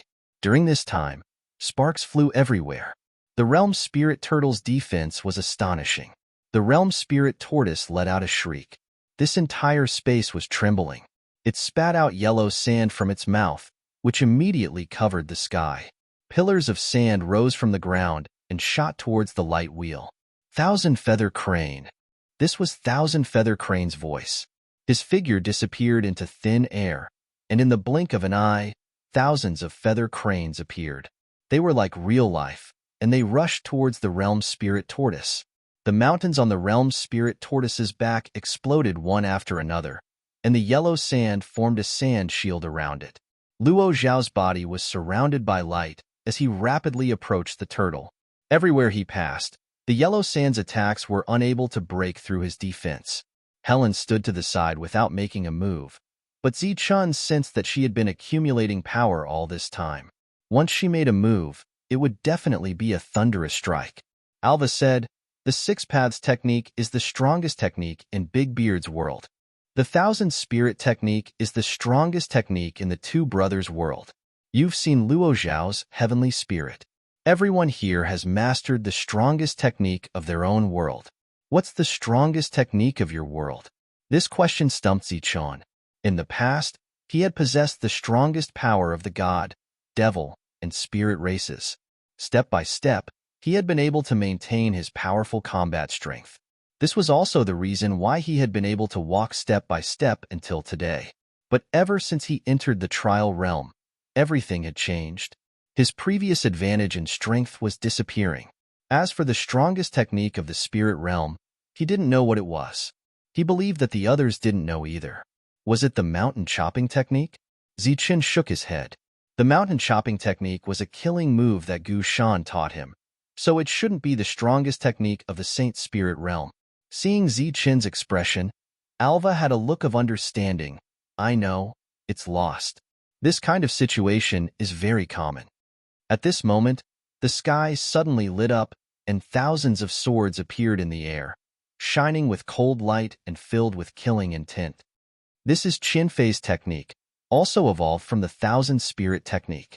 The light swords pierced through the yellow sand in the sky and landed on the realm spirit tortoise's defense. The layers of yellow sand began to collapse. With a loud bang, the realm spirit tortoise's defense was completely shattered under the joint attack of everyone. At this moment, Helen, who had been motionless all this time, seemed to have used a teleportation technique. She directly appeared beside the realm spirit tortoise and raised the large blade in her hand. Wong. The blade trembled, and Zichen felt a strong killing intent. The gravity of this space seemed to have changed at this moment. His body suddenly sank, falling more than 100 feet down. Looking up at the sky, light flowed around Alva's body, and he had a mocking smile on his face. I forgot to tell you, when boss attacks, the gravity of the surrounding space will change. With the increase of gravity, the power of that blade will naturally be stronger. Obviously, it wasn't that he forgot, but that Alva was deliberately waiting for him to attack. But now that Helen had already attacked, Zichen didn't care about this. He looked forward. Under the sudden gravity, the realm spirit tortoise's speed had obviously slowed down, and it was too late for it to retract its head. Pooh! With a flash of light, Helen's long blade chopped down, and the realm spirit tortoise's head fell. Its body began to tremble, and the space around it also shook. Let's go. This place is going to collapse. Alva reminded Zichen, and flew up into the sky. Zichen looked into the distance while flying up. The dead realm spirit tortoise suddenly emitted a dazzling light, and its body quickly shrank. Finally, it turned into fragments and fell into Helen's hand. Shwa, shwa, shwa. Everyone flew out and looked at this small fragment in the air. The fragment was trembling, and soon it would shatter. Helen was the last one to come out. This fragment shattered, leaving behind a thumb-sized light. The bearded man immediately grabbed it and said with a smile, "Good luck, there's something else." At this moment, everyone's attention was on Helen. She was holding a head-sized fragment in her hand. The fragment was bright and dazzling, like a small sun, illuminating the surrounding space. My luck is not bad. With this size and brightness, it should be an intermediate fragment. Helen flipped her hand and put away the fragment. She was in a good mood and said, "Let's go back." The others cheered. Zichen was startled. How long had it been since they came out, and now they were going back? This is a big harvest. We should go back and drink. Chapter 4887. The group didn't continue searching for fragments and returned to Peace City under Helen's lead. The others went to drink and celebrate. This had already become a habit, but Zichen didn't have such a habit. He returned to his residence alone. He still had many things to do. He hadn't carefully looked at the ring he had exchanged for, and he felt that the black stone was somewhat extraordinary. He didn't know what the light old man Balek had given him was. He didn't have time to look at it, as he still needed to refine the fragment. Zichen first took out the ring and looked at it. It was a weapon that could be used for both offense and defense. It was of the same grade as the broken sword, a fragment of the heaven's chosen grade. It could be used after some refinement. Next, Zichen tried to examine the item old man Balek had given him. At first, there was no reaction, but as time passed and Zichen calmed down, the light before him finally changed. HM? Zichen's expression suddenly changed. This was actually a spell, ancestral prison. Not long ago, Zichen had heard from Arwa that every world had a strongest spell. Now, Zichen guessed that the spell that the old man had given him through the back door was the strongest spell that had been lost in the Saint Spirit realm. Zichen's soul power entered it, and began to carefully comprehend it. After finishing the wine, Arwa brought Zichen his reward this time. It was a small piece of middle-grade fragment. Its grade was indeed much higher than the gift he had given to Zichen last time. Not long after Arwa left, there was a knock on the door. Before Zichen could respond, the door was pushed open. A stranger stood at the door, looking at Zichen with a scrutinizing gaze. Zichen was displeased that someone had entered uninvited. The other party scanned the room and then sat down across from Zichen. He glanced at Zichen and said, "Remember my name, I'm Rax. There's something I need you to do." Zichen said, "I don't know you." Rax said indifferently, "It doesn't matter. Just do as I say. Carefully recall the coordinates of your world, or a special place. We're going to your world to take a look. You'll be the guide." His attitude was very arrogant, as if he was talking to a subordinate. Zichen looked at the other party as if he was looking at an idiot. However, he was also alarmed that the other party was actually targeting him. Seeing that Zichen did not immediately respond, Rax leaned forward and said in dissatisfaction, "Are you pretending to be deaf and mute? Let me tell you, this is a once-in-a-lifetime opportunity for you to join us. If you know what's good for you, you should seize this opportunity and perform well. Don't be so shameless." Zichen's eyes flashed with anger, and he looked like he was going to tell him to scram. Just then, the door was pushed open again, and Alva walked in. "Rax, what are you doing here?" Lax stood up and smiled faintly. "It's nothing. I just wanted to chat with this well-known coward." "Kid, I've already delivered the message. I'll give you a few days to consider." Zichen cut him off. "There's no need to think about it. I can tell you right now that it's impossible. Also, tell the people behind you that if they dare to have any ideas about our world, don't blame me for being impolite." "Just you? A coward?" Rax's face was full of disdain as he sneered. "Even Alva, who's at the initial stage of the trial, doesn't dare to talk to me like that. Who do you think you are?" Zichen coldly said, "I never joke. I'll advise you again. Don't court death." "Kid, you're dead." Rax looked at Zichen as if he was looking at a dead man. He waved his sleeves and left. "Alva, you have to keep an eye on him. Don't let him go out, or else he'll die." Rax laughed and left. "Rax, if you dare to touch Zichen, our boss won't let you go," Alva coldly said. Rax turned around and smiled. "Look at how scared you are. Zichen, right? I'll remember you. If you dare to leave the city, I'll kill you. What's going on?" After Rax left, Alva looked at Zichen. "How did you provoke Rax?" Zichen shook his head. "I didn't provoke him. He took the initiative to find me.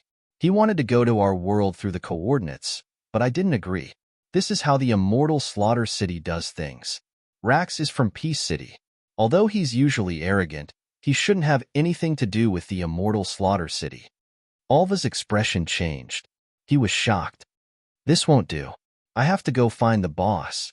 Zichen hurriedly said, "There's no need. I can handle this." Alva shook his head and said, "It's not just your problem. If this is really the case, it means that the immortal Slaughter City has begun to infiltrate Peace City. This is a big deal." Alva left after saying that.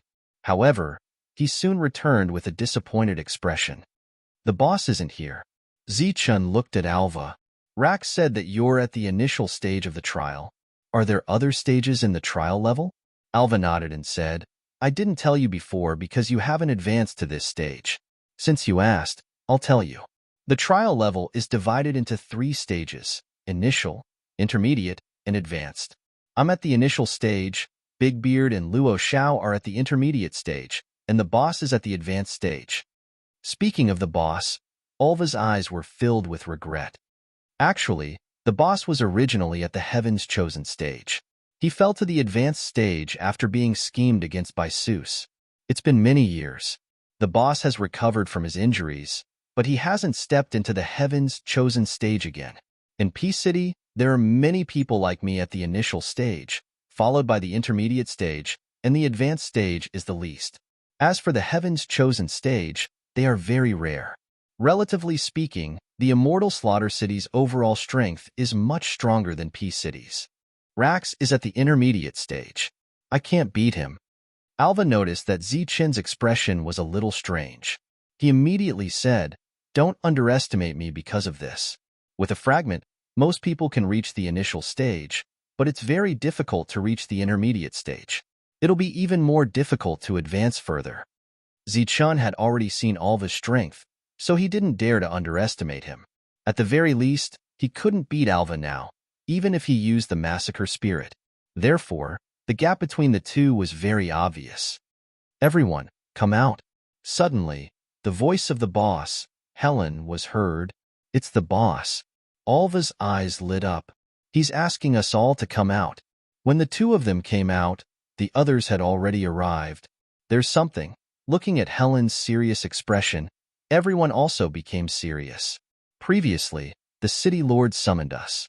He said that he found a fragment world and wants all the teams in the city to enter." Chapter 4888. Alva told him about Zichen's situation. If everyone left and Zichen was left alone in the city, it would be troublesome. How dare Rax come looking for trouble with Zichen? Does he want to die? Big Beard's eyes flashed coldly. He was also in the middle level of the trial, so of course he wasn't afraid of Rax. Helen tilted her head and looked at Zichen. Zichen said, "I'll go with you. I can protect myself and won't be a burden." Helen tilted her head and looked at the others. They all shook their heads, indicating that they didn't have any objections. Everything depended on their boss. After the battle, try not to run too far away. You'll be responsible for your own life. With that, Helen turned and left. Obviously, she agreed to let Zichen follow. Then, the group walked out of the city. Suddenly, Callio said, "You guys go first. I'll go back and get something." Helen looked back and didn't say anything. She slowed down a bit. Zichen also looked at Callio. It seemed that they had just heard the news like him. Alva walked on the road, muttering that he didn't rest well this time and was about to fight again. But soon, he was full of excitement. Fragment worlds are very different from other fragment spaces. It's like a world that has fallen into the void. Other than being bigger, there are more good things. "There's no such thing as having only one thing," Alva said excitedly. "In such a world, fragments above the middle level are most likely to appear. If you're lucky, you might even find a high-level fragment. Other than fragments, you might find something special, such as the inheritance of someone or a great spell. Every world has its own unique and powerful spell. Those broken worlds are the same. As long as you're lucky enough, you can find anything." Alva couldn't forget about fragments above the middle level. It seemed that it wasn't that he didn't want to break through, but that he didn't have the chance. Now that the chance was here, he also wanted to get resources to break through. Callio quickly caught up. They hadn't reached the city gate yet. Alva asked him what he had taken, and he said that he had taken a fragment. Alva laughed and scolded him for putting the fragment in his room. He wasn't afraid that someone would steal it. After leaving the city, Zichen saw that many teams had already gathered outside. Each team had a different number of people, and they each occupied a place. Helen led everyone to the side. Zichen saw many people looking at him. Most of these gazes were filled with ridicule, but there was no malice in them. Only a few gazes were filled with hostility. Zichen once again saw the person called Seuss. From the moment he appeared, Seuss had been staring at him. Zichen suspected that Seuss was looking for him because of Seuss. Zichen did not see Rax. He was not in the crowd. "Helen, I heard that it's very dangerous this time. Do you want to team up?" A man wearing a green robe and carrying a long sword on his back walked over with a smile. He looked like a scholar. "No need." Helen shook her head and refused decisively. The man who was rejected did not stop. He walked straight to Helen and said in a low voice, "I heard that the broken world we're going to is related to the immortal spell realm. It's very dangerous, but there are also many benefits. Everyone is worried that we'll be surrounded by enemies, so they're all trying to form alliances." Helen shook her head again. "No need. I'm used to leading a team. If there's danger, we'll retreat." The man in the green robe smiled and did not continue to pester her. He said some other things, and Helen responded indifferently. At the back, Awol transmitted his voice. "That guy is called Lu Qing. He's like a mangy dog. He used to be in our team, but he left to create a small team. When Boss was still in the Heaven's Chosen Realm, he already had a crush on Boss, but he only dared to do it secretly. But after Boss's cultivation level dropped, this guy thought that his chance had come. He started to have thoughts about Boss. Was our team very big in the past? Apart from the members of this team, Zichun could only recognize 3 other people, but 2 of them were actually from Helen's team. The team isn't big, but Boss is beautiful and kind. She takes good care of the newcomers. So many people have come and gone over the years. Alva pointed out the number of people to Zichun. There were dozens of people, which surprised Zichun. He turned to look at the city gate.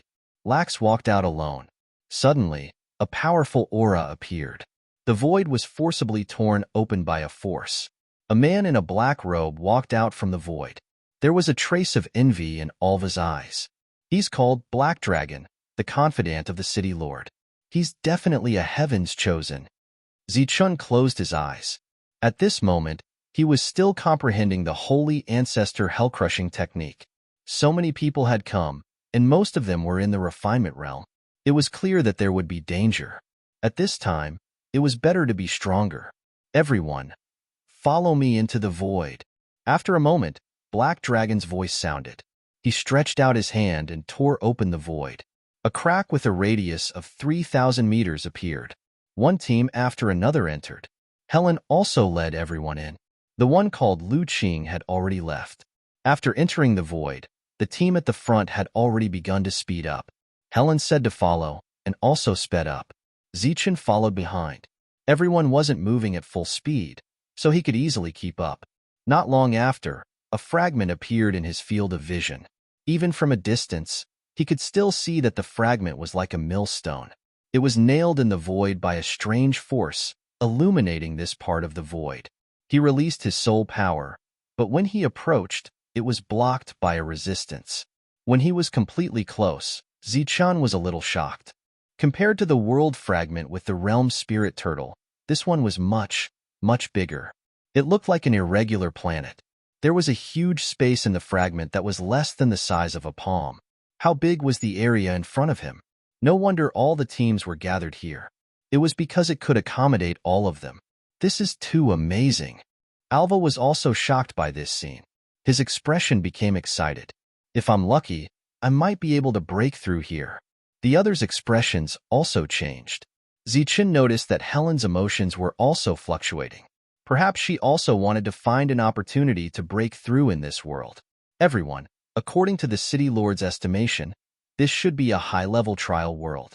So when you come out, each of you will have to pay 2 intermediate fragments or 20 elementary fragments. The one who spoke was Black Dragon. He stood next to the fragment, and his voice reached everyone's ears. No one had any objections.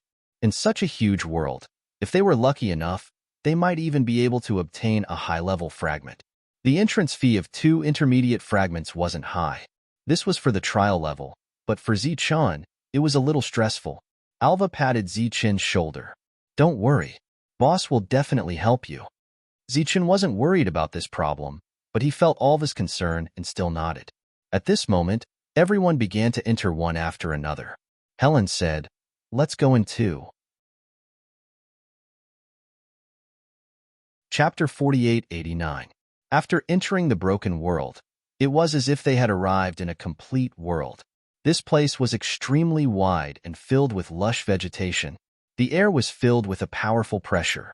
The energy of heaven and earth was rich and pure.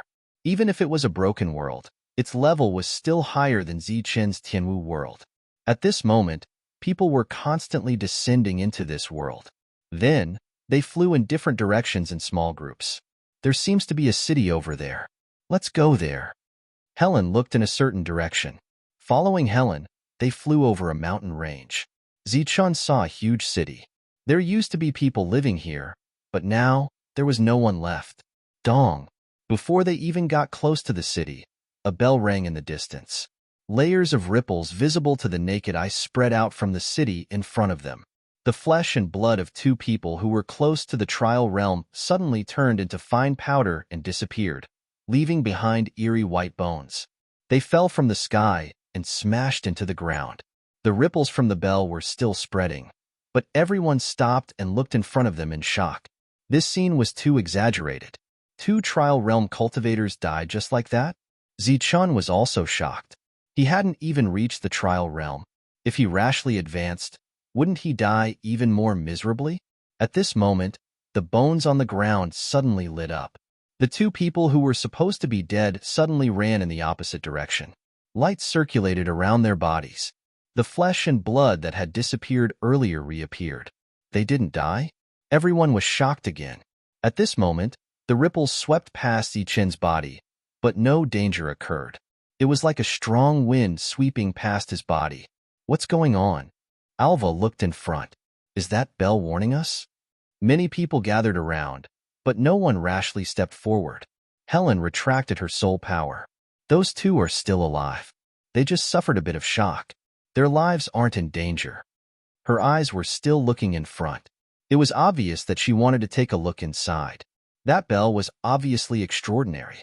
At this moment, many teams were ready to move. There were many people who didn't want to miss this opportunity. Suddenly, a person rushed forward, heading straight for the center of the city. Everyone looked at that person. If he dared to move forward at this time, he was either a fool or full of confidence. Dang! The sound of the bell rang again, and layers of ripples spread out. At this time, a light shield suddenly appeared in that person's hand, forming a defensive barrier, isolating him from the shockwaves. Shwa! As the ripples swept past, the light shield's luster fluctuated and soon dimmed. As the ripples faded away, the unscathed opponent accelerated a second time. It's over. Many people's eyes lit up, and then they moved forward without hesitation. During this period of time, those who possessed defensive items took them out as soon as possible and blocked in front of them. Rays of light flickered as everyone flew towards the city. Dang! Dang! Dang! The bells rang out continuously, but everyone was prepared in advance, so they were no longer afraid. During this period of time, no one died. Just as they were about to reach the center of the city, their figures suddenly fell to the ground as if they were being dragged down by a strange force. Following that, a powerful shockwave shook the area. Skeletal creatures walked out from the buildings and started attacking the intruders. There was no flesh on their bodies. Their white bones emitted sparkling light, and their strength was extraordinarily great. Caught off guard, several Trial Realm cultivators were sent flying. Let's go to Zichun. You stay. After seeing this scene, Helen no longer hesitated and flew straight ahead.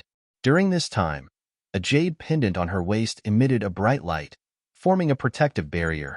The others followed closely behind, all taking out decent defensive items. Alva glanced at Zichun and said, "Be careful." "It's okay. I also have a defensive barrier." Zichun followed him.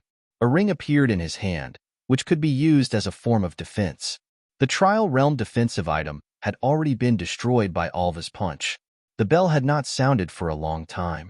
Just as they were approaching the depths of the city, a powerful gravitational force suddenly came from the ground. Everyone's figures descended one after another, landing on a street.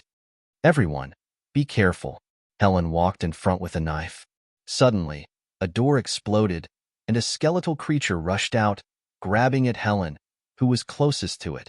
The surrounding gravity suddenly changed, and the skeletal creature's momentum paused. The knife flashed past its neck. The skeletal creature's head flew up, but its body was still moving forward. It did not fall. Helen's expression did not change. The large knife in her hand swept horizontally like a stick, and with a bang, the skeletal creature was sent flying. After landing, the skeletal creature's body loosened, but it did not die. Instead, it struggled to reform its body. Bang, bang, bang. Just as Helen temporarily dealt with the skeletal creature, more skeletal creatures rushed out of the houses on both sides of the street, instantly surrounding the group. The flowing knife appeared in Zichun's hand, and he slashed forward without hesitation. Mountain cutting technique. The knife flashed like a waterfall, landing on a skeletal creature. Accompanied by a powerful vibration, the skeletal creature's body was pushed back. After retreating more than 10 feet, it stabilized its body and rushed forward again. Zichun was very surprised that it did not scatter, so he slashed out with his saber again. This time, the knife went straight for the skeletal creature's neck. Clang. Like the sound of metal clashing, the skeletal creature retreated again. Zichen also retreated, no longer hoping to scatter the skeletal creature. In this place, the disadvantage of his combat strength was already apparent. The others blocked the skeletal creatures with ease. After knowing that they could not kill them, they all repelled the skeletal creatures, no longer hoping to kill them. However, Helen, who was walking at the front, continuously scattered the skeletal creatures, saving the others a lot of trouble. Zichen, you walk in the middle. Alva turned around and shouted. Zichen had been slower than the others because he had to keep slashing backward. Zichen nodded. At this moment, a violent energy suddenly came from the front. Dozens of skeletal creatures suddenly rushed out of a very large house, blocking the road in an instant. Between Zichen and Alva, there were at least a dozen skeletons blocking the way. Zichen, Alva shouted and rushed toward them. Don't worry about me. You guys continue to go deeper. If I can't do it, I'll go back. Zichen took the initiative to retreat. During this time, he repeatedly slashed out, repelling the skeletal creatures one after another. Right at this moment, a fierce aura suddenly came from behind Zichen. Boundless killing intent surged out from the aura. Zichen turned around and slashed forward with the flowing knife in his hand. A long spear was already in front of him, carrying a powerful aura. The one holding the spear was a young man. Zichen had seen him in Peace City when he was with Zeus. Zichen did not believe that his neck would be as tough as those skeletal creatures. Clang! The long spear blocked the attack. The powerful shockwave forced Zichen to retreat several zhang. Luan Duo stood where he was with a sneer in his eyes. You overestimate yourself. The aura around his body suddenly changed, and boundless black energy surged out from his body. Vaguely, a single-horned black python appeared behind him. The black python's aura was terrifying as it stared at Zichen. Kid, I haven't killed anyone after reaching the training realm. You are the first. Luan Duo's aura turned black as well. It seemed like he had fused with the black python behind him. Zichen felt a powerful pressure. He did not dare to be careless. The black mountain returned to his side. Remember, this move is called Poison Dragon. The black python hissed and instantly disappeared into the long spear. Then, Luan Duo's aura seemed to disappear. He had also fused with the long spear. In this world, there was only this spear. Zichen felt a strong threat of death. The black mountain in front of him enlarged without hesitation. It was like a mountain blocking in front of him. Shoo! A black light first pierced through the black mountain and then through Zichen's body. There was a bloody hole in Zichen's chest. His vitality was quickly disappearing. Soon, he became weak. His face was very pale. There was shock in his eyes. The black mountain left by Gushan was destroyed just like that. Crack! Crack! Cracks appeared on the black mountain from the hole.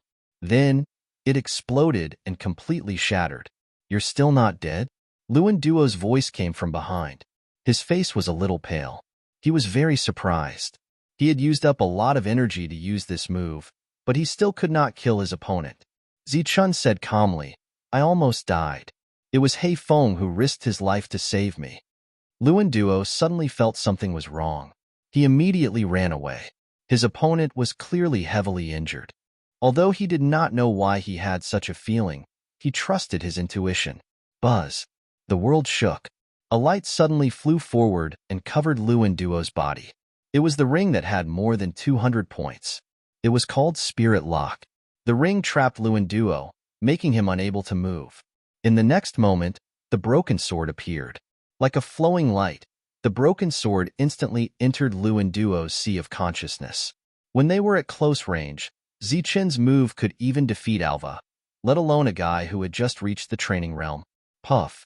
The broken sword pierced through Luan Duo's sea of consciousness. It turned into a flowing light and flew to Zichen's side. Luan Duo's body fell to the ground. The ring flew back to him. However, when he landed, a soul light suddenly flew out from Luan Duo's body and flew into a jade plate. In the next moment, the jade plate flew away. Zichen was stunned. He was not dead. He flew forward and landed beside Luan Duo's body. He saw Luan Duo's spear. He picked it up. He lost the Black Mountain and got the spear. It could be considered as making up for his loss. Luan Duo's escape method was quite clever.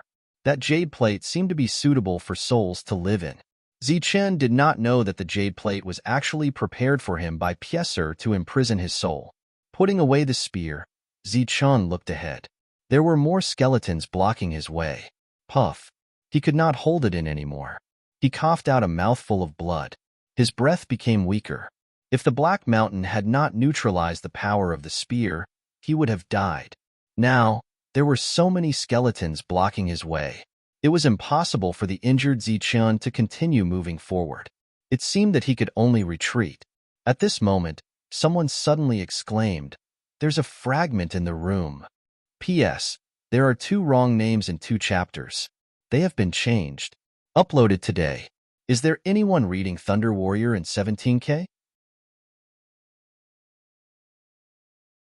After this energy entered his body, it began to heal Zichen's injuries as if he had swallowed an amazing elixir. Bang! The window shattered as the skeleton chased after him. Zichen did not waste any more time. He directly used the broken sword and chopped off the skeleton's head. At the same time, he raised his hand and shot out a ray of energy. The energy wrapped around the head and flew away. The skeleton continued to charge forward with a fierce attack. Zichen's figure flashed and dodged the attack. At the same time, the broken sword turned back and completely dismantled the skeleton. Ignoring the skeleton that was slowly wriggling and reassembling, Zichen rushed forward. That small fragment allowed his heavily injured body to recover a lot. The advantage of the lightning escape technique was completely displayed at this moment. Zichen almost brushed past the skeleton's body and broke into the second room. The fragments here were smaller than the ones he found before, but it was better than nothing. After Zichen got it, he swallowed it in one gulp. Healing his injuries was the most important thing right now. The door was already blocked by the skeleton. Zichen forced his way through the room and escaped to the other side. Then, the rumbling sound continued. Zichen broke through one building after another, looking for the fragments. Not every room had fragments. If he was lucky, he could find about half of them in 10 rooms. However, as Zichen went deeper, his harvest became less and less because most of them had been rummaged through. He did not know how these fragments were formed, but as he went deeper, his injuries had completely recovered. Now that Zichen had maintained his full strength, he was full of confidence when he went forward again. There were fewer and fewer fragments that could be found. The bell in the depths rang frequently, and fluctuations swept across his body. This forced Zichen to wander around the periphery. Other than some fragments, there was only the formation pattern on the ground left. Since his injuries had been healed, Zichen was not afraid of those skeleton creatures at all. The ring expanded into a huge circle, surrounding the entire room. All the skeleton creatures that were close to it would be forced back. Zichen stood in the room and silently looked at the formation pattern on the ground. Above the formation pattern, there was a fragment the size of a fingernail floating. The spirit chi between heaven and earth was gathering towards the formation pattern. In Zichen's perception, the formation pattern was condensing this energy a second time. Finally, it gathered at the top and formed this unique fragment. This was a formation pattern that could create fragments. It was a miracle. Zichen did not pay much attention to it before, but the more he looked at it, the more shocked he was. Compared to the fragments here, the value of the formation pattern was obviously greater. Zichen did not have extravagant hopes for the things in the depths. He planned to carefully study the formation pattern here. If he could comprehend it, it would naturally be of great benefit. Dang! However, just as Zichen calmed down and prepared to feel it, the bell suddenly rang. This time, it did not come from afar, but from the sea of consciousness. The bell rang far away, but it carried an unshakable will. Zichen's mind, which had sunk into the formation pattern, was forcefully shaken out. This caused Zichen's expression to change. Blood flowed from the corner of his mouth. His soul power was violently shaken. The bell was actually stopping him. Zichen tried again, but it was still the same. Furthermore, the power of the shock was getting stronger. However, Zichen discovered a part of the secret of the formation pattern from the bell. If he continued to investigate, he would definitely discover something. Dang! The bell rang, stirring up powerful ripples in the surroundings. The bell that originally rang in the soul had now filled the room. The room was shaking. More and more blood flowed from the corner of Zichen's mouth. His entire soul was shaking violently, and it would collapse at any time. If he wanted to completely comprehend it, it would take a very long time. Zichen was destined to return empty-handed. Just as his consciousness was about to withdraw, there was a sudden sound in the room. A black stone appeared out of thin air and floated above Zichen's head, stirring up ripples in the space. Chapter 4892. The vibrations in the room returned to normal, and the ripples also disappeared. A piece of black stone floated above Zichen's head, suppressing all abnormalities. Zichen, who was about to withdraw his consciousness, suddenly became clear. The ringing of the bell disappeared. He saw what was happening outside, and he was both surprised and delighted.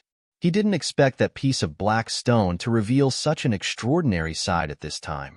His mind was clear, and without the disturbance of the bell, Zichen's consciousness gradually sank into the runes. It wouldn't be an exaggeration to say that these runes were divine runes. The runes were very complex and mysterious, and Zichen was immersed in them. The ring that enveloped the room emitted light, and the attacks of the skeletons became even more intense. Facing the constant attacks, the light of the ring dimmed, and the skeletons seemed to be able to rush in at any time. The black stone that was suppressing the ringing of the bell suddenly trembled again. With a boom, ripples spread out in all directions. Wherever the ripples passed, the skeletons would fall apart and scatter to the ground. They didn't reassemble, and it was as if they were dead. The surroundings became incomparably quiet. The battles in other places couldn't affect this place, and the ringing of the bell would automatically disappear after reaching here. Zichen's mind was clear, and it was as if he had entered the long river of history, and he was closely watching the birth of divine runes. One rune after another enlarged in front of his eyes, and all kinds of trajectories appeared. Zichen, who had some understanding of divine runes, slowly understood from his confusion to enlightenment. After an unknown period of time, Zichen heard the sound of a bell from afar. This bell no longer had any intention of disturbing him, and it was instead filled with an ethereal feeling. He opened his eyes, and a divine light flickered in his eyes. He glanced at the divine runes below, and the divine runes exploded, and the fragments were caught by Zichen. With a thought, this energy entered Zichen's body. It was second only to the void fragments, and it increased Zichen's energy. The black stone fell from above, and Zichen held it in his hand. He carefully examined it, but he still didn't find anything. Evidently, the black stone still had a huge secret. Zichen kept it. If it wasn't for the black stone, Zichen wouldn't have been able to obtain the divine imprints. Zichen walked out of the room, put away the ring, and saw the bones scattered all over the floor. The previously motionless skeleton was now struggling and wriggling, ready to stand up at any moment. Zichen tapped his foot and quickly flew out of this place. At this moment, there was almost no one in the periphery. Everyone had entered the depths of the city. The fluctuations of the battle continued to spread. It should have reached the climax. Zichen knew that he was weak and would not be able to get anything even if he went deeper. Therefore, he wandered around the outer rooms, looking for something. His luck was not bad. He found fragments of different sizes. After a thorough search of a large area, he was ready to leave. Scram! An angry roar suddenly came from the depths, followed by a loud rumble. Two figures of light soared into the sky and fought in midair. Helen, do you think you are qualified to snatch something from me? This was Pieser's voice. He leaped high into the air and kicked Helen's head. Helen was smashed to the ground, and the huge saber flew out of her hand. Zichen saw this scene from afar, and his expression changed. Haha, no one is going to snatch it from me. Pieser stood in midair, laughing proudly. He was holding a golden brilliance in his hand. Mine, this is mine. Pieser swung the golden brilliance. A bell rang, and golden ripples surged out. Those who rushed towards Pieser were sent flying one after another. Pieser got the bell? Zichen looked at the distant sky and couldn't help but be shocked. At this moment, the bell rang again, but it didn't come from Pieser's direction. Instead, it came from another direction. Another person soared into the sky and obtained a golden brilliance. Zichun was stunned. Why were there two golden bells? Soon after, a third and a fourth golden bell appeared in 4 different directions. Zichun discovered that although the bell was loud, it didn't seem to have the same power as before. Clang! An even louder bell rang out, and the entire city suddenly shook. It was as if a strange power had pierced through the city, and a rumbling sound could be heard from the ground. It's underground. Then there were more cries of surprise. Another brilliance leaped up and then quickly descended. For a moment, the brilliance flickered continuously. Everyone flew down. It seemed that there was another huge space underground. During this time, the battle was still going on, accompanied by a huge commotion. Zichun hesitated whether or not to go over. After all, his cultivation level was low, and he was completely the weakest existence here. Helen, you're courting death, so don't blame me for it. In the sky, Pieser suddenly unleashed a powerful attack. Zichun heard the others' cries of surprise. He, who had been hesitating, flew straight into the depths. Helen might be in danger. When he used the lightning escape to rush forward, he took out the black stone. Perhaps it could save her life at a critical moment. Pieser, you are too much. This was the bearded man's voice. Light circulated above his head, blocking the descending attack. But it only blocked for a few breaths of time. The light dissipated, and the bearded man fell to the ground. Oomph! Pieser looked at them, his eyes flashing coldly. If I see you again, don't blame me for not giving you a way out. As soon as he finished speaking, Pieser entered the ground. At this moment, most of the others had left. When Zichun arrived, only Helen's team was left. Helen was injured, the bearded man was wounded, and the others were not in good condition. Zichun, why are you here? After seeing Zichun, everyone's expression changed, because the guy who only had a soul left had run out. At that time, everyone was very surprised. How is the boss? Zichun walked up. It's nothing serious, just some injuries. Helen shook her head, but in the next moment, she coughed up blood again. Zichun hurriedly took out a few fragments and handed them to Helen. Helen shook her head again and said, You stay here and don't go down. The golden bell ran down. It will be more dangerous down there. Helen was injured. Once she went down to fight, she would not be able to take care of Zichun. But, in your situation? Zichun looked at Helen. She was already injured, so it might be more dangerous if she went down. We will act according to the circumstances. Helen ate a fragment that was in better condition. Obviously, she had also gained something on the way. Zichun nodded his head and watched as the group entered the underground. During this time, Alva waved at him, telling him to leave quickly. Zichun took a few steps forward and saw a huge deep pit. The pit was pitch black and could not be explored by soul power. Zichun did not intend to go in. There was no more here. There were many houses around, so he could look for fragments. Just as he was about to leave, the black stone in his hand suddenly vibrated and made a dong sound. A ripple spread out in all directions, and a distorted space appeared right in front of Zichun. Chapter 48:93. The black stone only trembled for a moment, but it didn't do anything else. A spatial entrance appeared in front of him. Zichun was surprised. He walked forward and slowly approached. After approaching, he carefully stretched out his hand and probed forward. A suction force appeared and Zichun disappeared from the ripples. Zichun entered an empty place. Green grass grew on the ground, extending as far as his eyes could see. He stepped on the grass and looked around. This space wasn't large, only a few thousand feet wide. There was no obvious danger, but there were also no visible opportunities. Zichun walked forward, his soul force spreading out. Wong. Above his head, a divine rune suddenly appeared. The originally green grass began to change. The surrounding mountains suddenly rose from the ground. Zichun stood on a mountain peak, thunder and lightning flashing above his head. It was as if there were countless thunder dragons hiding in the black clouds, letting out deafening dragon roars. Zichun stood on the mountain peak, looking up at the scene in the sky, his eyes filled with shock. At this moment, he, who was only a step away from the smelting trial realm, felt the might of the heavens, and a feeling of insignificance welled up within him. This strange phenomenon came from the divine rune in the sky. Zichun was shocked. It was just a divine rune, but it actually possessed such a terrifying power. Just as countless bolts of lightning were about to fall, a scene of world destruction was about to appear. A sharp light suddenly appeared in the sky. It was like an immortal sword descending, cutting through the heavens. The scene in the sky shattered. Zichun saw himself standing in a sea of flames, surrounded by countless flame life forms. They roared at the sky, filled with unwillingness and grief.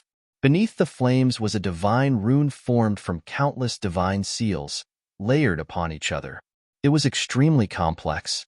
These flame life forms were not real life forms, but the products of the divine rune. Each flame life form was filled with a powerful and terrifying aura.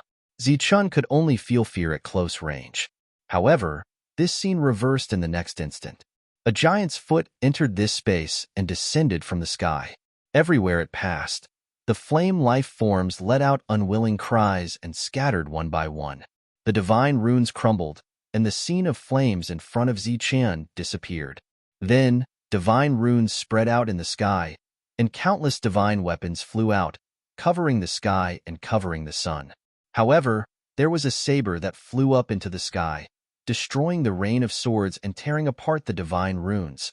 The following scenes allowed Zichun to see how powerful the divine imprint was.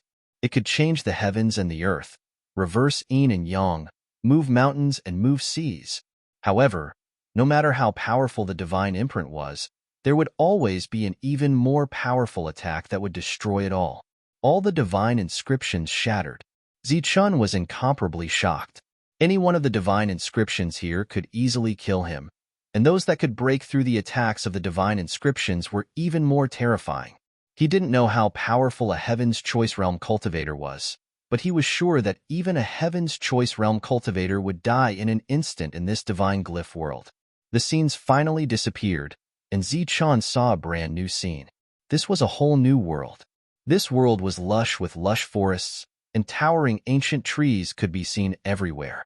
In this world, there was a huge city, and countless people lived in this city. These people looked at the sky with different emotions on their faces. Some were nervous, some were angry, some were afraid, some were terrified, and some were even in despair. Looks like the Tao of divine imprints can't be defended anymore. A helpless sigh suddenly sounded, sounding very helpless and helpless. Hearing this voice, everyone's emotions changed, and their eyes were filled with hatred. Wong. In the sky, a huge diagram of the divine imprint appeared, covering the entire sky. Dang! A long bell rang, reverberating in this world. Shio, shio, shio. Countless attacks suddenly flew in from the sky, colliding with the divine imprint, and a terrifying shockwave erupted. There was an invasion. The people in the city started to form seals, and one by one, extraordinary divine imprints appeared in their hands. The divine imprints flew into the sky and entered the divine imprint. Dang! 5 golden bells, 1 big and 4 small, suddenly flew into the sky from the city, and the melodious sound of the bells reverberated, flying into the sky. This battle lasted for a long time, and the people in the city tried their best to support the divine imprint, but in the end, they couldn't. The 5 golden bells flew back from the sky, and the divine imprint exploded. A destructive energy fell from the sky into this world and engulfed the city. In an instant, all life fell, and the city that was originally full of vitality became a city of death. At this moment, a spiritual light flew out, piercing through the sky like a sharp sword. Zichun heard an angry roar from the sky, and then the dim light flew back and disappeared into the city. The scene disappeared, and Zichun found himself standing in a space. In this space, there were countless divine imprints. What he saw before was like an illusion. However, Zichun knew that it wasn't an illusion, but something that happened in this world many years ago. The auras in that space were all stronger than his perception, but they didn't even see what the enemy was like, and they died in an instant. There were so many experts, Was this world the immortal spell world? Zichun was shocked. Looking around, these divine imprints were all very powerful, and they emitted terrifying fluctuations. They were currently in a sealed state and hadn't been opened. There's nothing left except for these divine imprints. Since you're here, it means that you're fated with my clan. Take one of these divine imprints and leave. This was the voice of an old man, and it came from the same person who sighed many years ago. Zichun looked around, but he didn't find anyone. This voice should have been left behind many years ago. There were many divine imprints here, but the other party said that he could only take one. Which one should he take? He released his soul power. These divine imprints were all extraordinary, and taking any one of them would be a great disrespect to the other divine imprints. It would be great if he could take all of them, but it was impossible. Zichun didn't think of trying to take all of them, because this was a one-time opportunity, and he might lose his life if he didn't do it well. As for whether it was possible that the other party was testing his courage, and that they might succeed if he took all of them, it wasn't impossible, but it was too small. Zichun didn't have the confidence to take the risk, so he could only choose one of them. Using his soul power, Zichun found a relatively weak divine imprint among the terrifying auras. The reason why he paid attention to this divine imprint was that it was familiar to him. It was very similar to the one he had sensed before, but there were some differences. Zichun walked past the terrifying divine imprints and came to the side of this inconspicuous divine imprint. He couldn't tell the difference between the two, but he felt that something was wrong. Compared to the other divine imprints that he wasn't familiar with, Zichun felt that this divine imprint might be more useful. This was because he might not be able to understand the other divine imprints, but this was different. He had already come into contact with it, and it was a fragment that could help him break through. After hesitating for a while, Zichun decided to choose this divine imprint. Zichun's hand reached out to grab the divine imprint, but at this moment, the divine imprint in front of Zichun suddenly disappeared. This seal is the initial seal of the Tao of Divine Patterns. Keep it by your side. It will be of great help to your Tao of Divine Patterns. Zichun received it with both hands as a sign of respect. Other than the Tao fruit, our race also has two supreme treasures. One is the Divine Pattern Sky Bell. It has one main and four side bells. The other is the Sword of Tao, which is condensed from countless divine patterns. They can greatly increase the combat power of the divine pattern race. Zichun thought of the divine pattern sky bell and the spiritual light that flew out after the destruction of the world. The old man opened his eyes and looked around. His gaze seemed to pierce through space and see what was happening in the outside world. Some ripples appeared in his emotions. His eyes were filled with sadness again, and there was even a hint of sadness. Zichun suddenly thought of something. His expression changed. This place might disappear. He used the word disappear, but he did not say destroy. However, the meaning was similar. The old man seemed to be able to sense it. He nodded. This world is already broken and incomplete. It's only a matter of time before it disappears. While lamenting, he also felt somewhat fortunate. Fortunately, Zichun had arrived and allowed the Tao of Divine Patterns to have an inheritor. Otherwise, the Tao of Divine Patterns would really disappear in the long river of history. Why have you been holding on to it?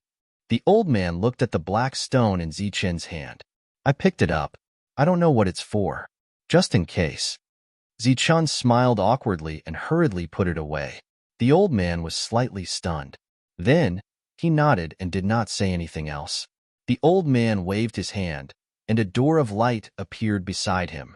Zichun was somewhat puzzled. The old man explained, "This is the underground world created by the Tao of Divine Patterns. There should be some things left behind. Go and see what you can take away."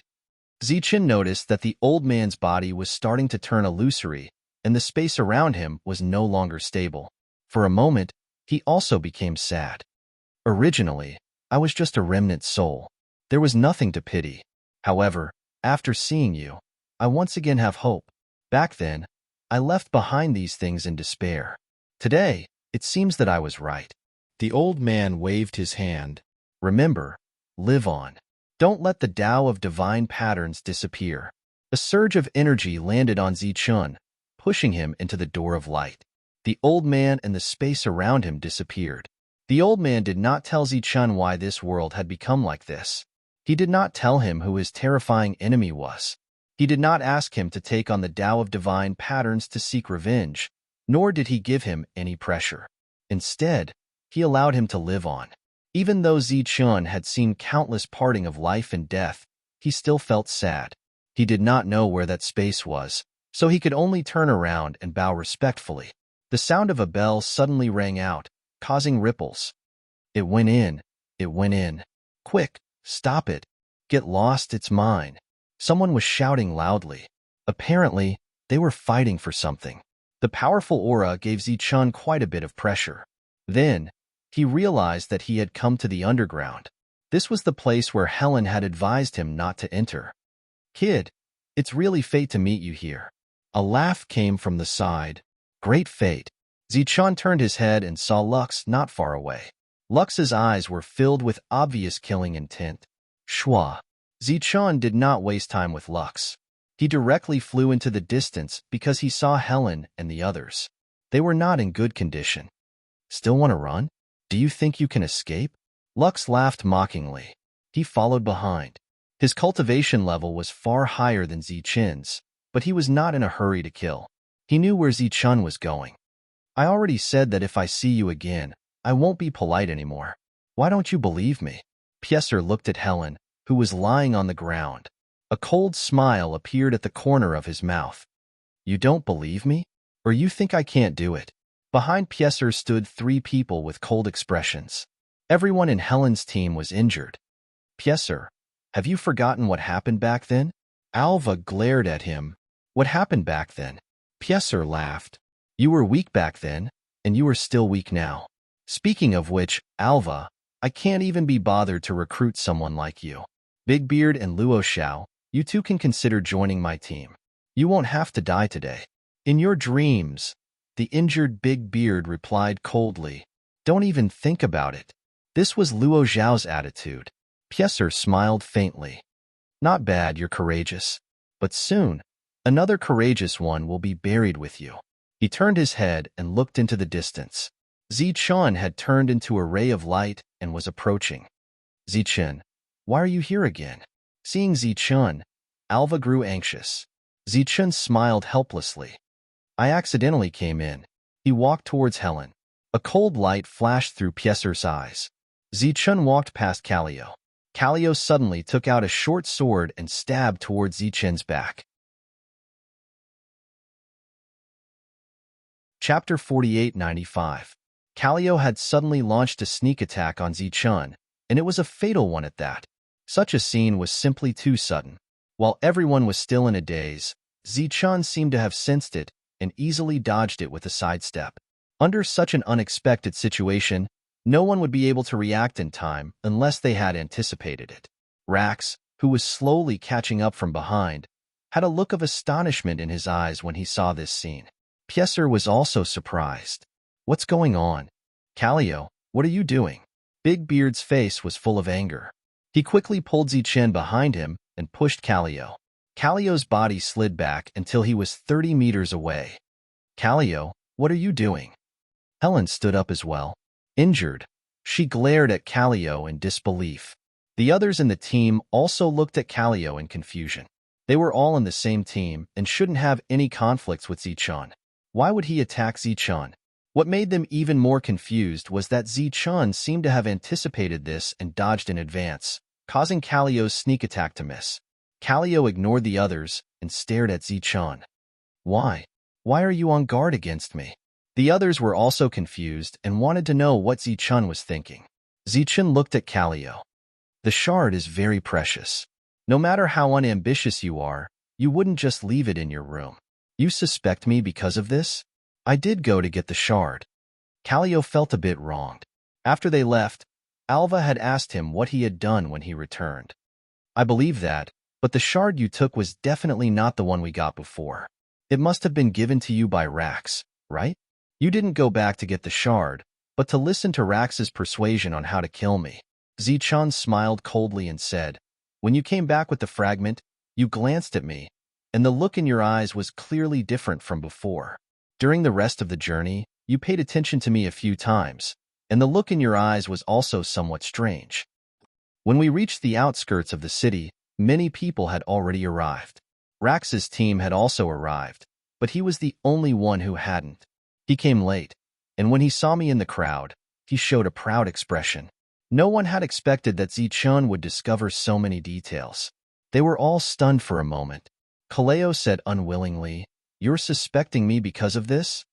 I'm used to being cautious, so when I sensed that something was wrong, I became more careful and deliberately guarded against you. Just now, it was just a small test. I didn't expect you to be so impatient and attack me. Earlier, Zichun had purposely walked towards Kaleo's side to lure him in and verify his own suspicions. Of course, Zichun hoped that he was wrong, but unfortunately, he was right. If you had calmed down and waited a little longer, perhaps my doubts would have been dispelled. Kid, I've underestimated you. When Rax heard this from behind, he was also shocked. You're so meticulous. It would be a pity to kill you. I'll give you one more chance. Cooperate with us and work for us, and I'll spare your life. Beside him, Peacer also nodded and said, I agree with his words. Rather than die here for nothing, why don't you follow us and create a glorious future that no one has ever seen before? When that time comes, you'll be a pioneer. How glorious will that be? A glowing jade plate appeared in his hand. You should be familiar with this, right? It's specifically used to target the soul. It can be used to refine the soul multiple times. When the time comes, it'll be like reading memories. We'll know what we want to know. That's why my patience is limited. If you don't want your soul to be controlled by us, make your decision quickly. Piecer raised the jade plate in his hand. From now on, it's up to you to live like a human, or neither. The others looked at Zichun nervously. Zichun coldly smiled. However, before he could finish his sentence, a long blade appeared behind him and pierced into his chest with a puff sound.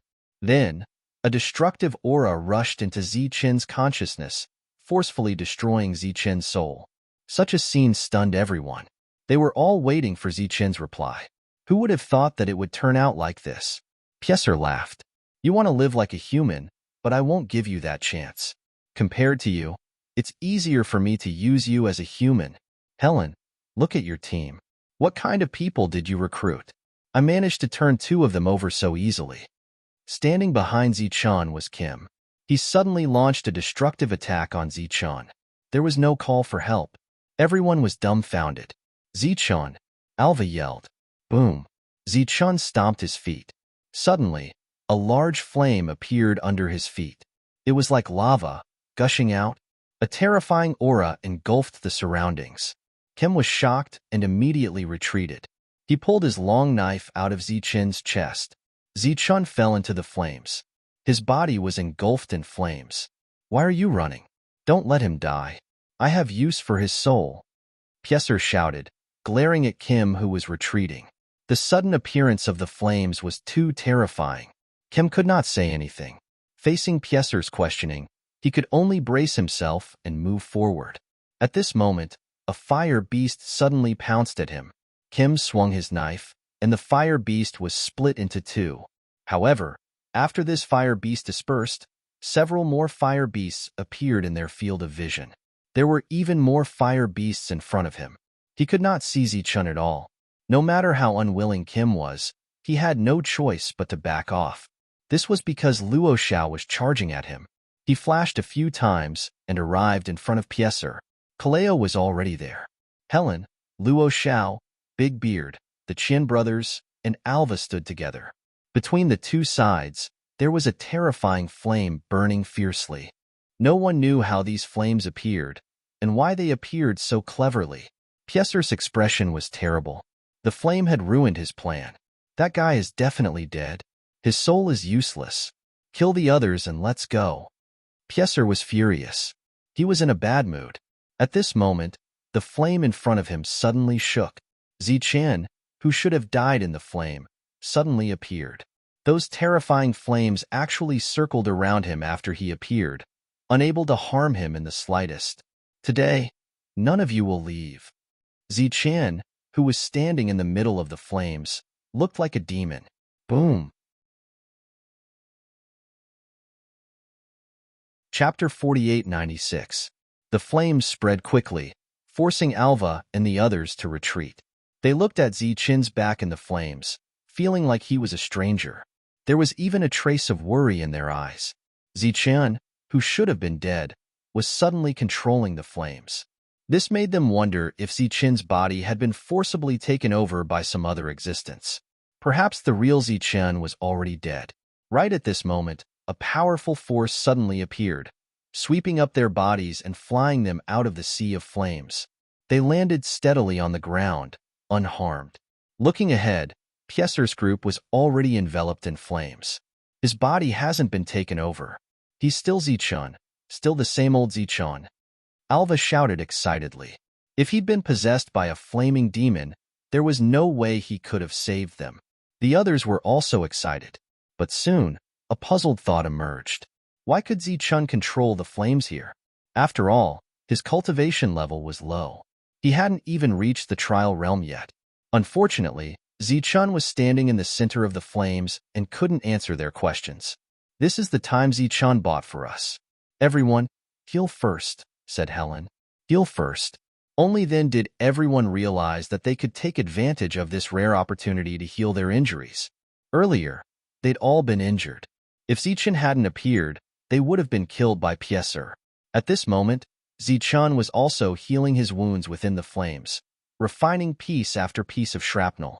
The reason he dared to come and test Kaleo when he'd seen Helen and the others in danger was because he had absolute confidence in controlling the divine glyphs here. But even Kim had betrayed him. This was beyond his expectations. After refining the fruit of Tao, Zichen looked around. This place had long since become different. To others, the ground was flat, but to him, it was filled with runes.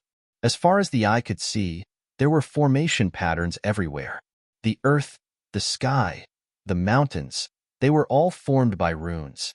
As the inheritor of the fruit of Tao, Zichen could only be considered a beginner. It was impossible for him to form so many runes, but this didn't stop him from activating them. Boom! The flames were raging, and the earth was collapsing. This place had become a place of raging flames. Countless fire beasts emerged from the ground and pounced on the life forms they sensed. Everyone was trying their best to defend against the beasts. However, there were too many of them and they were too strong. For a moment, everyone was trapped. Damn it, how did this happen? Not only were the others in trouble, even Pieser was in trouble. He attacked one after another, killing the nearby fire beasts. But soon, more fire beasts appeared. Wherever there was fire, the fire beasts would never be extinguished. Seeing that the number of fire beasts was increasing, Pieser had no choice but to take out the golden bell from before. He didn't know if it would be of any use, so he started shaking it. Clang! As the bell rang, layers of runes spread out like rain. Wherever the runes passed, the flames disappeared. The fire beasts and the flames also disappeared. A spacious area appeared, and Zichen's expression couldn't help but change. This golden bell was indeed a supreme treasure of the Tao of divine patterns. Naturally, it released countless ripples of runes to break the formation. As a result, it was much more difficult to defeat everyone in one go. Pieser was stunned at first. He didn't expect the golden bell to be so powerful. But then, a smile appeared on his face. He looked into the depths of the flames, his eyes full of killing intent. Yes, he's coming this way. Zichen sensed Pieser's approach and immediately retreated. During this time, more fire beasts ran in this direction. As the bell rang, layers of runes to break the formation surged, opening a path for Pieser. Pieser moved forward. They were still waiting here. Because they had gone in earlier, they had obtained fragments of higher quality than Zichen's. Therefore, their injuries recovered faster. However, everyone's expressions weren't very good. The original team of 9 was now down to 7. The betrayal of the two had made everyone feel very uncomfortable. Looking at Zichen, they didn't know what to say. Even some of them had started to harbor ill feelings towards each other. If things went wrong, there might be a third betrayer. There should be many good things here. We can continue forward. Zichun walked closer and spoke first to ease everyone's awkwardness. Everyone looked at Helen. Helen looked at Zichun and asked, "How can you control the flames here? These flames are divine patterns. I just happen to comprehend some of them." Zichun explained simply. In order to avoid unnecessary trouble, he didn't tell the complete truth. Helen nodded and said, "You can only control this one?" "I can control some." He guessed why Helen asked this question. Chapter 4897. Helen's words implied that she was suspicious of everyone else in the team. Everyone was depressed, but they couldn't say anything. After all, there were already 2 traitors in their team of 9. What if they appeared again? Although this wasn't a permanent solution, neither Helen nor Zichun had any other ideas. Moreover, they knew that Zichun was being careful. He definitely wouldn't reveal any flaws, so it was better for him not to return for the time being. Moreover, it was indeed more convenient for Zichun to go alone. After telling them to be careful, Zichun flew into the depths of the forest. He could clearly see all the divine inscriptions along the way. Bells rang in the depths of the forest. Someone must have discovered something. By the time Zichun reached the depths of the forest, the battle had already erupted. Many divine inscriptions had been activated, and the battle was extremely intense. Among them, the 4 golden bells were particularly eye-catching because they had an absolute suppressive effect on divine inscriptions. Zichun didn't participate. Instead, he circled around the battlefield and flew deeper into the forest. "Look, Zichun." Kaleo saw Zichun in the distance and gave everyone a warning. "Rax, take the others and follow him. I'll be right there." Pieser, who was holding a golden bell and deciphering divine inscriptions, glanced in the direction Zichun had left. Rax nodded and beckoned the team forward. There were more than 10 people in his team, and they were all experts. Zichun, who had entered the depths of the forest, sensed Rax and the others tailing him. He didn't pay them any mind and arrived at a flat area. He lightly stomped his foot, and the space in front of him rippled. A door of light appeared, and Zichun walked in. The others who followed closely behind him were all amazed. They imitated Zichun's stomp. Boom! The earth trembled, and a divine inscription was activated. Spikes grew out of the ground like swords. Everyone was shocked, and they immediately soared into the sky. Whoosh! Whoosh! Whoosh! The sound of something breaking through the air rang out, and those earth spikes followed closely behind. In that space, Zichun saw a shining fragment. Compared to the ones he had obtained before, this fragment was complete. From afar, it looked like a real Xingqian. If the fragments from before were to be compared to medicinal pills, then this one could be said to be a higher-grade medicinal pill. It could bring life and death back to life. Even Zichun, who possessed a Dao fruit, felt a sense of danger as he was surrounded by divine runes. He took out the divine seal that the old man had given him and activated it. Like a seal, the divine seal temporarily stopped working. Zichun's figure flickered as he quickly approached and took away the complete fragment. When he returned to his original position, the luster of the divine seal had dimmed. Zichun put away the divine seal and headed in the next direction. It was difficult for others to see the divine seal, but Zichun seemed to have a pair of see-through eyes.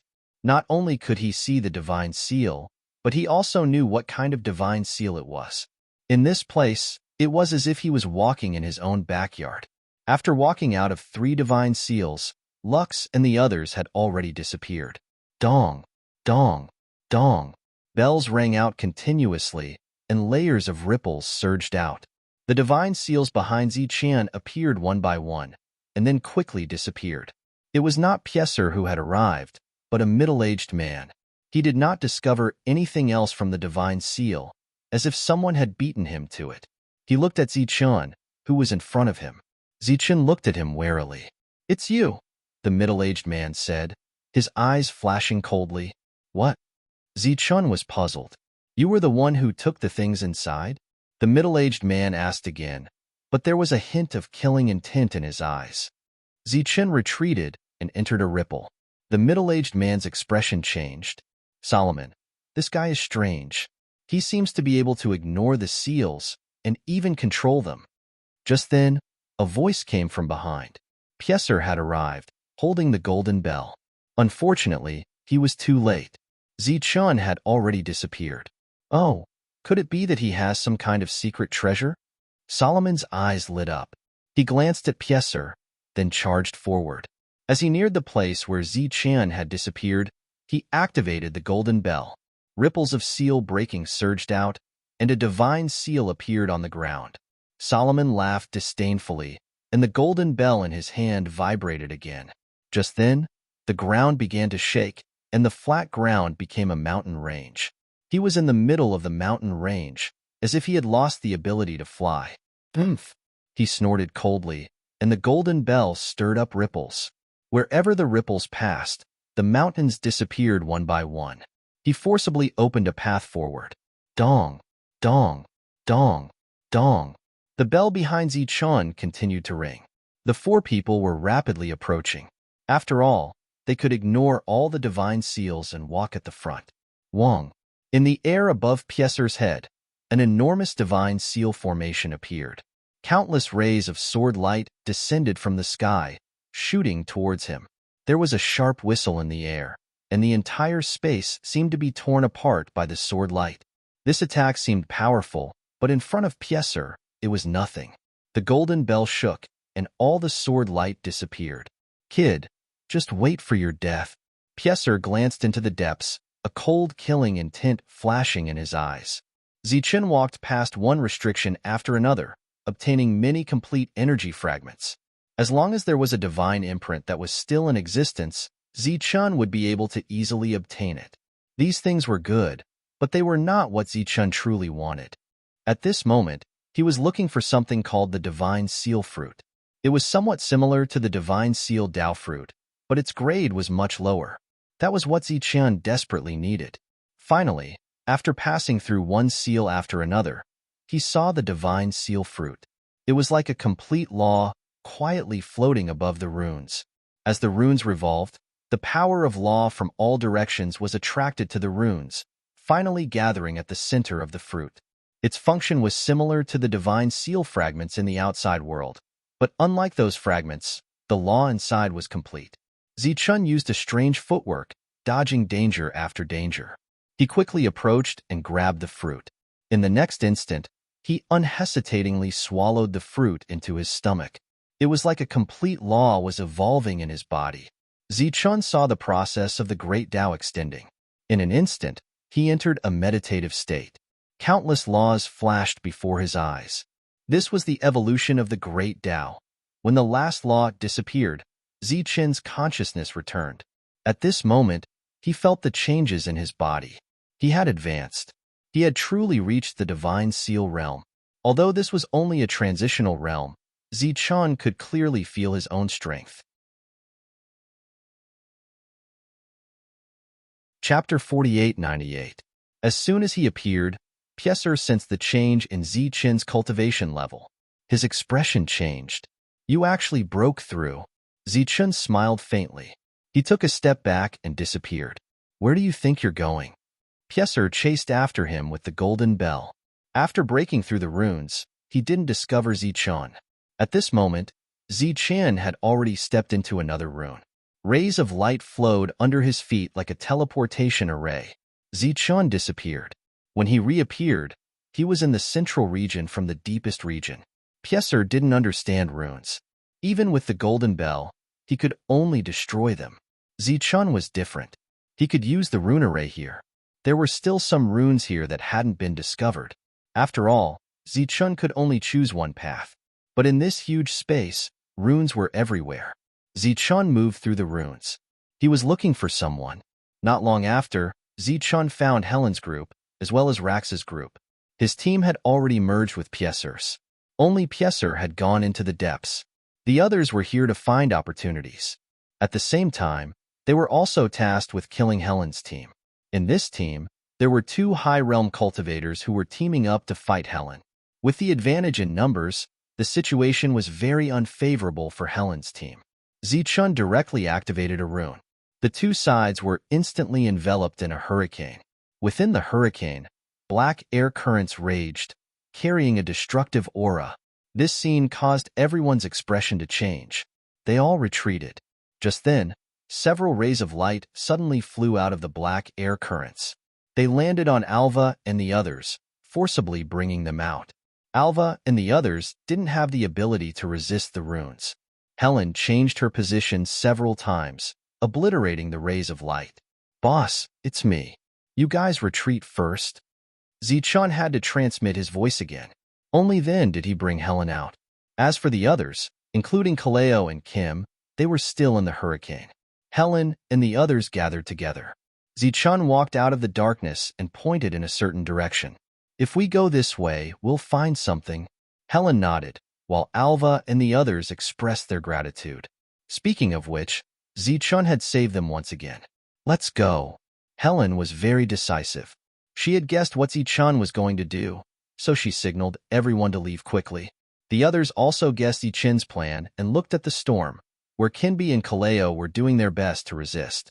In the end, everyone shook their heads and didn't say anything. Everyone had to pay the price for their mistakes. In a place like this, the price of a mistake could be death. After flying for more than 10 miles, they heard an even louder commotion coming from behind them. When he turned around, he saw that the stormy land was completely enveloped by divine inscriptions. There were divine inscriptions on the ground and in the sky. A terrifying aura gushed out as the two divine inscriptions merged together, transforming into a gigantic millstone. Everyone within the formation was trapped within the millstone. In the next moment, the millstone began to rotate. Every time it rotated, a terrifying aura would spread. Mournful screams sounded. Wherever the formation passed, one trial realm cultivator after another had their bodies destroyed, followed by their souls. Kinbi held a defensive item in his hand. At this moment, his eyes were filled with terror. It was as if he had been sealed in a space and could only passively accept the arrangement of fate. As the powerful aura approached, his defense was instantly destroyed. Then, his body was crushed by the terrifying energy and instantly turned into dust. The soul that had just escaped dissipated as the millstone rotated again. Next was Kaleo. He only lasted a few breaths longer than Kinbi before he died within the formation. With such a huge commotion, many people who were searching for treasures nearby heard it. When they turned around, everyone's face was filled with fear. Was this still the little guy who had been wandering outside the city for a long time and didn't dare to come in? No one came to stop them. In this place, life and death were up to fate. "Let's go. Don't look anymore." Helen retracted her gaze and flew into the distance. Luo Xiao and the others also followed. Alva sighed. Why did they have to do this? Soon, the screams behind them could no longer be heard. It wasn't because they were far away, but because everyone had died. Even the two trial realm cultivators who had teamed up to fight Helen, Lax, had also died. The light of the formation disappeared. Zichun stood in place. There was nothing in front of him other than the turbulent energy. The weapons of those people had been completely destroyed by the formation. Nothing was left. This was the terror of the divine inscriptions, the Tao of divine inscriptions. But at this moment, what Zichun couldn't understand was that even such a powerful divine inscriptionist clan had actually been annihilated. Then how powerful was the enemy? Zichun, I want you dead. Just as Zichun was distracted, Pieser ran out from the depths. He felt the aura of his companions disappear one by one. He started to turn back, but he was still a step too late. Zichun looked at Pieser and gave him the middle finger. In the distance, a sword light as large as a mountain shot into the sky, piercing towards Pieser. This sudden change caused Pieser's expression to change greatly. His body instantly rose into the air, and at the same time, he pointed the golden bell in his hand downwards. Dong! Layers of ripples surged, and the mountain that flew out of the ground dissipated. The golden bell was a supreme treasure of the Tao of Runes. It could suppress all runes. If Zichun had one now, it could greatly increase the power of these runes. Chapter 4899. Zichun, who had retreated far away, noticed the scene in the sky and his expression changed.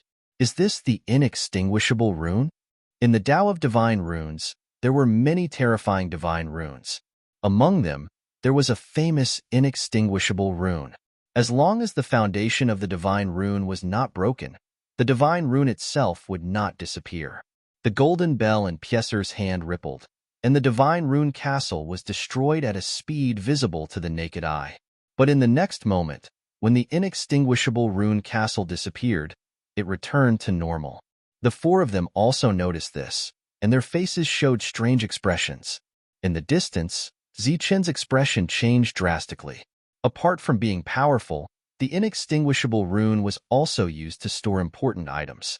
Only by grasping the correct method could one enter it. It was impossible to force one's way unless one had absolute power. Could it be that the golden bell is inside? The golden bell was divided into one large and four small ones, one main and four auxiliary ones. The four of them had only obtained the auxiliary ones, and the main one had burrowed underground. Could it be that it was hiding here? Zichen no longer retreated, and instead looked up at the sky. Pieser and the other three also stopped attacking him, and stopped around the inextinguishable rune. "Kid, what's inside?" Pieser glanced at Zichen and casually asked, not expecting Zichen to answer. Who knew that at this moment, Zichen would smile and say, "Of course it's that large golden bell." When the four heard this, their eyes lit up. Their small bells were already so powerful in this place. Once they obtained the largest one, wouldn't they be able to turn the world upside down? Pieser glanced at the three of them and found that their emotions were fluctuating. Obviously, they all wanted to get something good out of it. "Everyone, why don't we work together to get rid of that kid first?" Pieser suddenly suggested. But this time, not everyone agreed. Two of them looked hesitant. It was not that they did not want to kill Zichen, but that Zichen was very difficult to kill. Chasing after him would only waste everyone's time. "Let's open this place first," Solomon said after thinking for a while. Pieser glanced at Zichen. "Kid, we're not going to kill you. Why aren't you scramming?" Zichen said, "Don't worry. I also want to see if the golden bell is inside. Besides, each of you already have one. Wouldn't it be great if you gave me one more?" Pieser was stunned. This brat was really audacious. He didn't even weigh his own weight. Even if he really gave it to him, would he be able to keep it? Attack. A man in a long robe on the left didn't want to waste any more time. Pieser retracted his gaze. The four of them joined forces, and the sound of the bell rang out, forming a ripple that was even more terrifying than before. Zichen stood in the distance, watching. Although his expression seemed relaxed, he was actually extremely nervous. If the four of them joined forces and broke the inextinguishable divine rune, they would definitely be able to obtain the treasures inside. Right now, he was very sure that the biggest golden bell was inside. However, the four of them were extremely powerful, so he didn't dare to approach them. Sure enough, under the superposition of the four ripples, more than half of the inextinguishable divine rune was destroyed. It looked like it would shatter with another wave. Seeing this scene, Zichen was actually relieved. As long as such an item wasn't destroyed in one go, it would never be opened. Knowing that the four of them couldn't open this place, Zichen was thinking of a way to enter and take the golden bell. However, from the looks of it, it should be impossible. Wherever the ripples passed, the inextinguishable divine rune returned to normal. Pieser's face was cold as he said, "Everyone, attack with all your might. Let's try again." The four of them activated the golden bell again. However, no matter how much force they used, there was a limit to the number of ripples on the golden bell. This time, they returned without success. Pieser said, "Everyone, cooperate with the golden bell and attack with all your might." Zichen laughed when he heard this. This was going to be interesting. The four of them shook the golden bell in the air. As the ripples appeared, the four of them attacked with all their might. They wanted to break the inextinguishable divine rune in one go. Unexpectedly, at this moment, a powerful aura suddenly emerged from the inextinguishable divine rune. This aura instantly fell on the four of them, directly sending them flying. Zichen felt a little regretful. If that attack had been a little stronger, it would have directly annihilated the four of them, and he would have been able to take advantage of it. Moreover, the four of them were too sneaky. As soon as they felt that something was wrong, they immediately took the golden bell away, even at the expense of injuring themselves. How could this be? The four of them had ugly expressions on their faces. Pieser turned to look at Zichun. "Kid, come and try." Zichun shook his head and said, "I can only guide them, but I can't break them. How would you know if you don't try?" Pieser stared at Zichun. "Don't you want the golden bell?" Zichun said calmly, "Like that attack just now. If it had landed on me, even if it didn't kill me, it would have taken away half of my life. The golden bell is naturally a good thing, but it's my fortune to get it, and it's my fate to lose it." Just as Zichun's voice fell, a loud bell rang out from the depths of the inextinguishable divine rune. "It's the golden bell." Zichun suddenly stared into the distance. He had originally guessed that the golden bell was here, but now it seemed that was not the case. It was still in the depths. Chapter 4900. The divine rune Dao sword floated quietly in front of him. It wasn't a real sword, but something condensed from countless divine seals. It was a supreme treasure of the Tao of divine runes, just like the 5 golden bells. In the scene that Zichun saw, it was the divine rune Dao sword that flew out of the sky and killed the invaders, allowing the world to be preserved. At this moment, Zichun was in the middle of the divine seal. He didn't dare to move forward. Although there seemed to be no danger ahead, there were countless killing moves. Even if the divine seal rushed forward, it would be extremely dangerous. Moreover, Zichun was very clear that the main reason he could reach here was because of the old man's divine seal. The old man's status in this world back then was definitely not low. If it was someone else's divine seal, it might not be so smooth. Zichun sat down cross-legged, his hands beginning to form seals. Rays of light shot out from his fingertips, forming a divine imprint of attraction. This was the simplest divine imprint, and didn't require much skill. However, in the Tao of divine imprints back then, it was also the most crucial. Buzz. Being summoned, the Tao sword in front of him started to vibrate, creating ripples.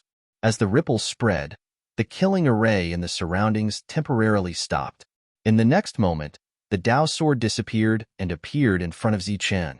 The summoning divine seal disappeared, and the Tao sword was in Zichun's hand. The Tao sword wasn't sharp, but it was terrifying. Only Zichun could see how terrifying it was. When it was broken down, it was countless compressed divine runes. Zichun held the Tao sword in his hand and slashed forward. A ray of sword chi shot out and pierced through the inextinguishable divine rune, leaving a hole. Zichun's figure flashed and flew out of the hole. When he came to the outside world, he raised his head and looked at the inextinguishable divine rune. The hole in the rune didn't heal. Instead, it started to collapse. The inextinguishable divine rune was about to disappear. Zichun's expression changed. If this happened, wouldn't those guys know that he took the item? Just as Zichun was thinking of a way to make up for it, the other divine runes around him started to collapse as well. This world was also starting to collapse. Oh no, this world is going to disappear. Zichun came to his senses. Without thinking about anything else, he shot up into the sky. At this moment, cracks appeared in the sky. Those were the signs of the divine inscriptions collapsing. This space itself was made up of countless divine runes. Just as Zichun soared into the sky, the others followed suit. At this moment, even though some opportunities had appeared on their own, very few people would risk their lives for it. Whoosh, whoosh, whoosh. Beams of light shot up into the sky and left this space. Zichun was one of the first few people to return to the upper world. The upper world had already collapsed, but there were some remnants of the upper world floating in the air. This time, the fragments were real void fragments that could increase one's cultivation. With a thought, rays of light flew towards him. Zichun did not stop. He was still flying towards the open sky. Many streams of light were following him. Just as he was about to leave this world, dozens of fragments of different sizes flew towards him and were collected by him. In the next moment, Zichun left the upper world. The others also came out. Some of them came early and obtained benefits like Zichun. Some wanted to take advantage of the lower levels, but most of them stayed in that world forever. Everyone came out one after another. Not long after, Zichun saw Helen and the others.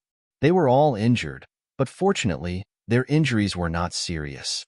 Zichun went forward to meet up with them. Next, He waited for the others. Zichen looked at the crowd. He wanted to see who had obtained the last golden bell. He did not have the strength to get it back, so he had to remember their faces. When he was strong enough in the future, he would ask for it. Many people came out, and all of them had smiles on their faces. Obviously, they had gained a lot. Only the 4 of them were missing. Zichen did not believe that they would die in there. With the protection of the golden bell, it would be difficult to die in the upper world. Suddenly, Zichen's expression changed. Those guys did not come. Could it be that they went to the inextinguishable divine runes? However, as soon as this thought appeared, several powerful auras rushed out. It was Pieser and the others. There were a total of 5 of them, each holding a golden bell. However, one of them had a particularly large bell. As soon as he appeared in the void, he laughed heartily. Clearly, he was very satisfied. Kid, hand over the thing. Zichen deliberately avoided Pieser's gaze, but he did not expect to be seen. With a cold shout, Pieser came in front of Zichen, his eyes cold. Pieser, what are you doing? Helen stared at Pieser, and the others were also on guard. Kid, hand over the thing inside. Pieser said coldly. What thing? Zichen asked. Shwa, shwa, shwa. Another 3 rays of light approached. They were the other 3 holders of the golden bell. The 4 of them surrounded the small team. Stop playing dumb. Hand over the thing or die. Pieser's eyes were filled with boundless killing intent. All of you will die. Killing intent came from all directions. The 4 had already locked onto the small team. Boom. Suddenly, there was an explosion in front of them. The world of the Tao of divine inscriptions had shattered. In an instant, countless fragments were left behind, emitting brilliant light. This scene attracted everyone's attention. Usually, when a world shattered, it would be amazing if there were a few fragments left. Sometimes, there would not even be a single fragment. But now, the world of the Tao of divine inscriptions had shattered, leaving behind so many fragments. Moreover, many of them were high-grade fragments. Everyone was shocked, but no one went up to fight for it. It had to be said that very few people had such composure. Black Dragon, who had been waiting here, waved his sleeves. A force belonging to the trial realm extended out, enveloping all the scattered fragments. Pieser saw this scene, and there was a slight change in his expression. He had never seen so many fragments in his life. If he used the golden bell to fight for it, it was not impossible. However, after thinking about it, he dismissed the idea.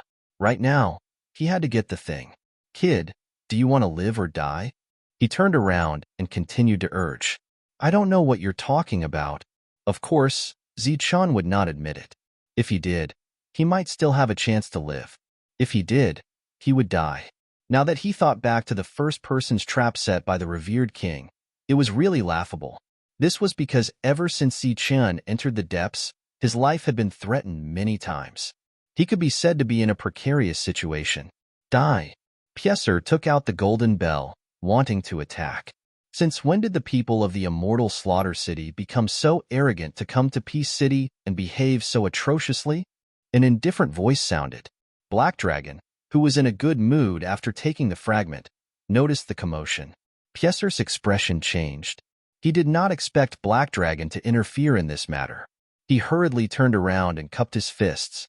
Sir, this kid took something of mine when he was inside. I was just about to take it back. Black Dragon's eyes flashed with ridicule. Are you going to rob it? Chapter 4901. The 3 people who had retreated were all from Peace City. After seeing Lord Black Dragon intervene, they retreated.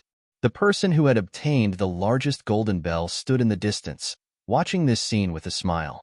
I'm taking it back. I'm taking back what belongs to me. Pieser smiled embarrassedly.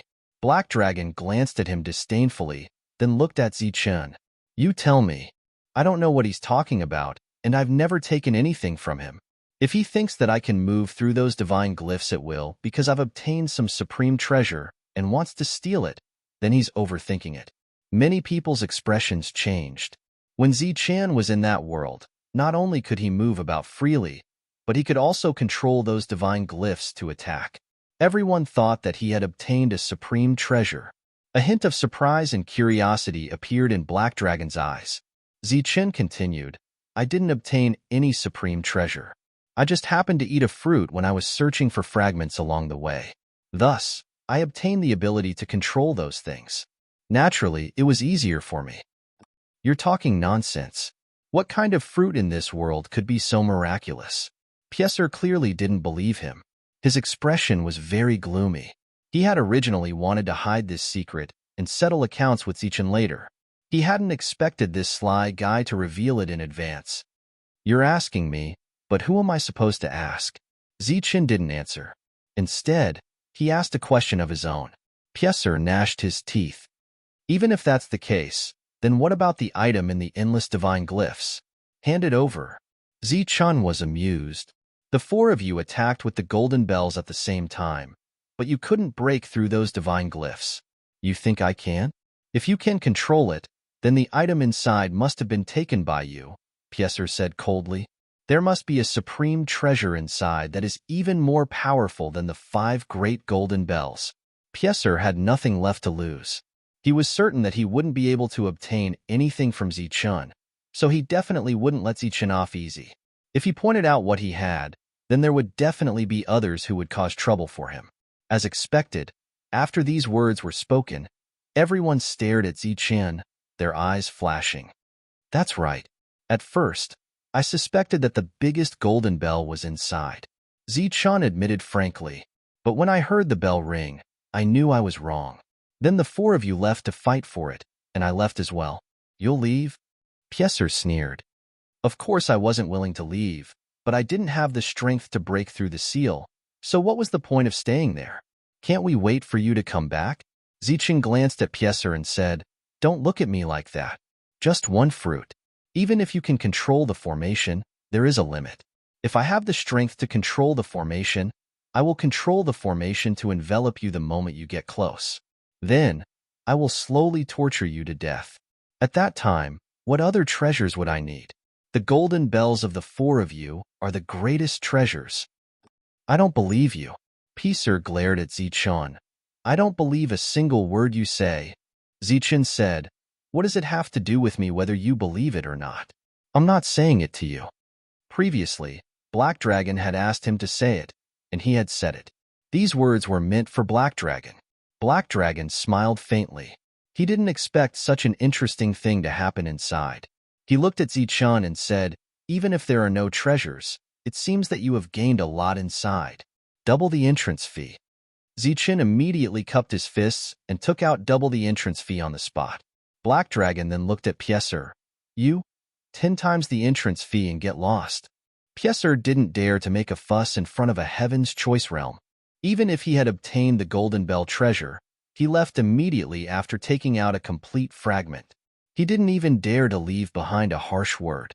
When they arrived here, Pieser had brought a small team with him. They had even joined forces with Class's team. Now, only he and Lewin Duo, who had lost his physical body, were left. After Pieser left, Black Dragon looked at the other 3 people. His eyes became colder. When you enter, everything you obtain is a blessing. If you can't obtain it, it means that you don't have the ability. After coming out, you're even more unreasonable. You're being unreasonable with a guy from the immortal Slaughter City. If this is called being brainless, then the 3 of you are 15 times more brainless. Of course, the 3 of them didn't dare to refute. They quickly took out the fragments. Everyone was surprised. They didn't expect such a result. However, everyone soon understood. The Peace City and the immortal Slaughter City weren't on good terms. These 3 guys had obtained huge benefits, yet they still colluded with the people from the immortal Slaughter City and bullied the people from the Peace City. This was obviously unwise. Black Dragon put away the fragments and looked at the others. Then, everyone began to take out the entrance fee. After collecting the entrance fee, Black Dragon waved his hand and said, Disperse. Everyone immediately dispersed after bowing to Black Dragon and returned the way they came. Everyone had gained a lot this time, so they naturally wouldn't enter the void again. In the following days, no one would enter the void for a very long time. Black Dragon looked at everyone's departing figures. His gaze lingered on Zichun for a moment. For some time to come, Peace City would not be at peace. On the way back, the atmosphere was very relaxed. Avar smiled and said, Zichun, I didn't expect you to reach the trial realm so quickly. However, my luck isn't bad either.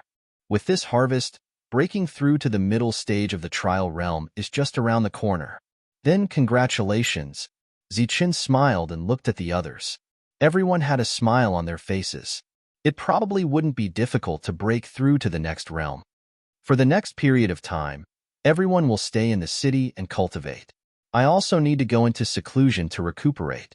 Once my injuries are completely healed, I will attempt to break through to the heaven's chosen realm, Helen said. This was excellent news for everyone. As long as Helen broke through, Pieser and the others wouldn't dare to come. At that time, their team's ranking in the city would rise again. It might even be possible for them to return to their previous position. After arriving in the city, everyone didn't immediately return. Instead, they went to the tavern from before and drank a cup of wine. When they drank the wine again, it still tasted bad. However, Zichun couldn't take out the wine himself in the tavern, so he drank slowly. After drinking 2 jugs each, everyone bid farewell and returned. Zichun refined the power of laws contained in the wine midway. When he returned to his room, he didn't look at the black stone or the sword of Tao. After such a thing happened, he had to be careful for a while. Zichun began to condense the divine rune. His first divine rune was the initial enlightenment of the law Tao. As long as he completely grasped this divine rune, his future cultivation would definitely be twice the result with half the effort. Using the divine seal as a guide, Zichun outlined a divine rune diagram on the ground.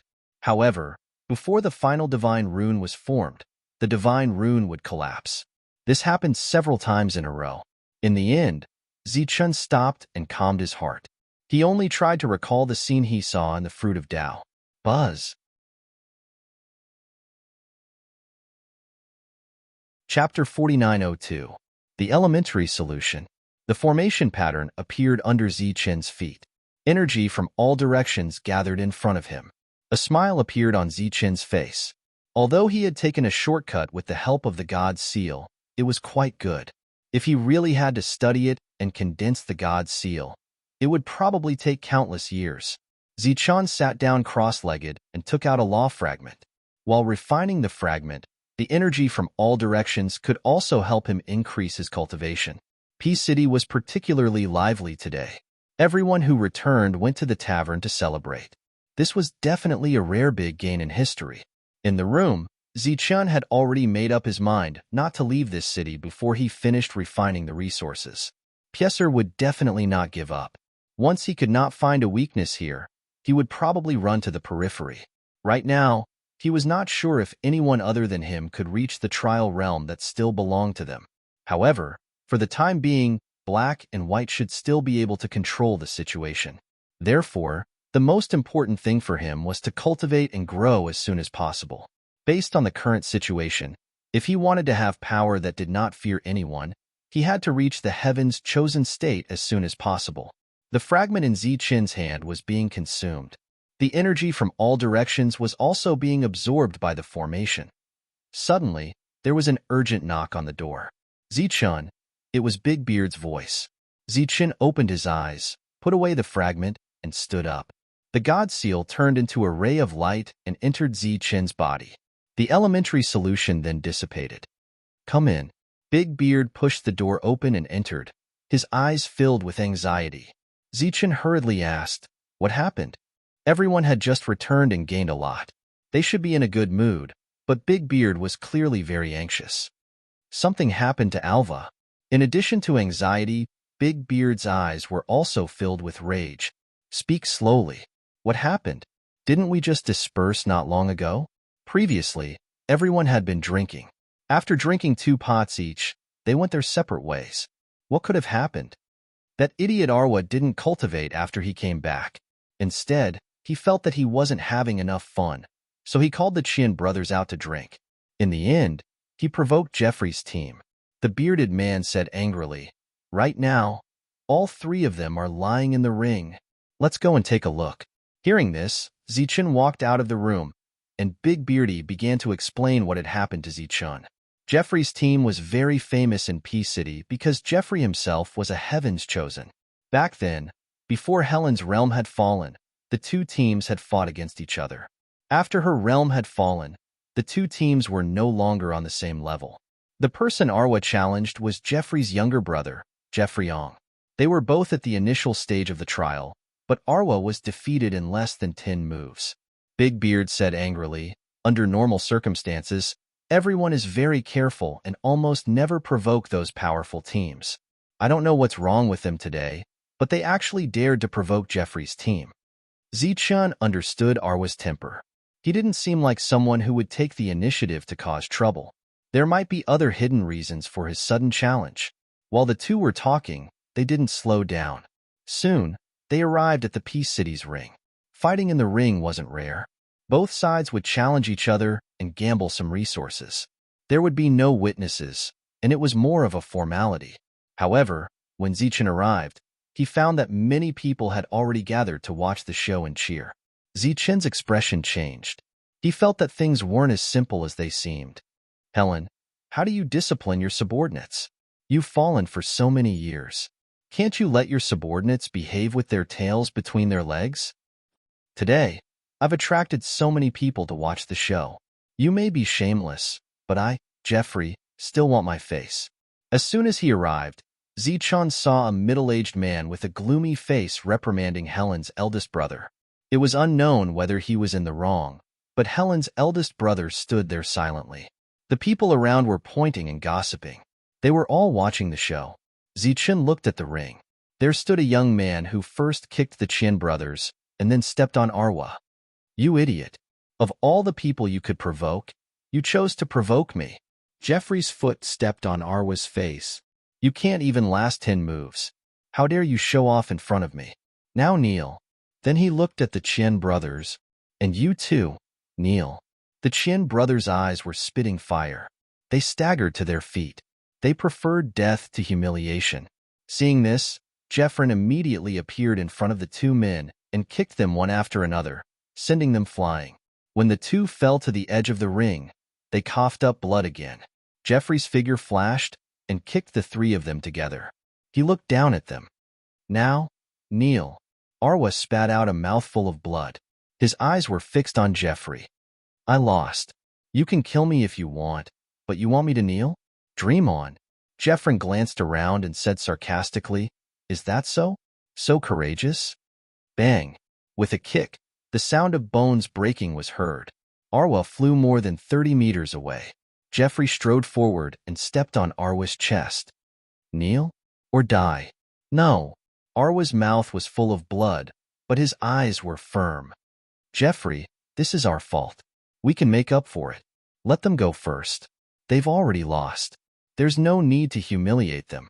Helen's eldest brother finally spoke. "What? Their faces are faces, but Jeffrey's, face isn't." Jeffrey looked at Helen and said disdainfully, "I'm not looking down on you, Helen. Do you think you can compensate me with something at your level? Besides, what right do you have to ask for compensation in front of me?"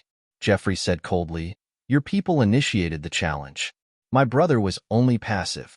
Now that he won, all you want is for the three of them to kneel and apologize. It's such a small request. How can you not agree?" "Jeffrey, don't go too far." A hint of anger appeared on Helen's face. "Too far? What? You want to challenge me too? How about I treat you as a Heaven's Choice realm cultivator, and we can fight?" Jeffrey smiled disdainfully. "If you don't have the guts, then get out of here. Don't delay us from getting justice.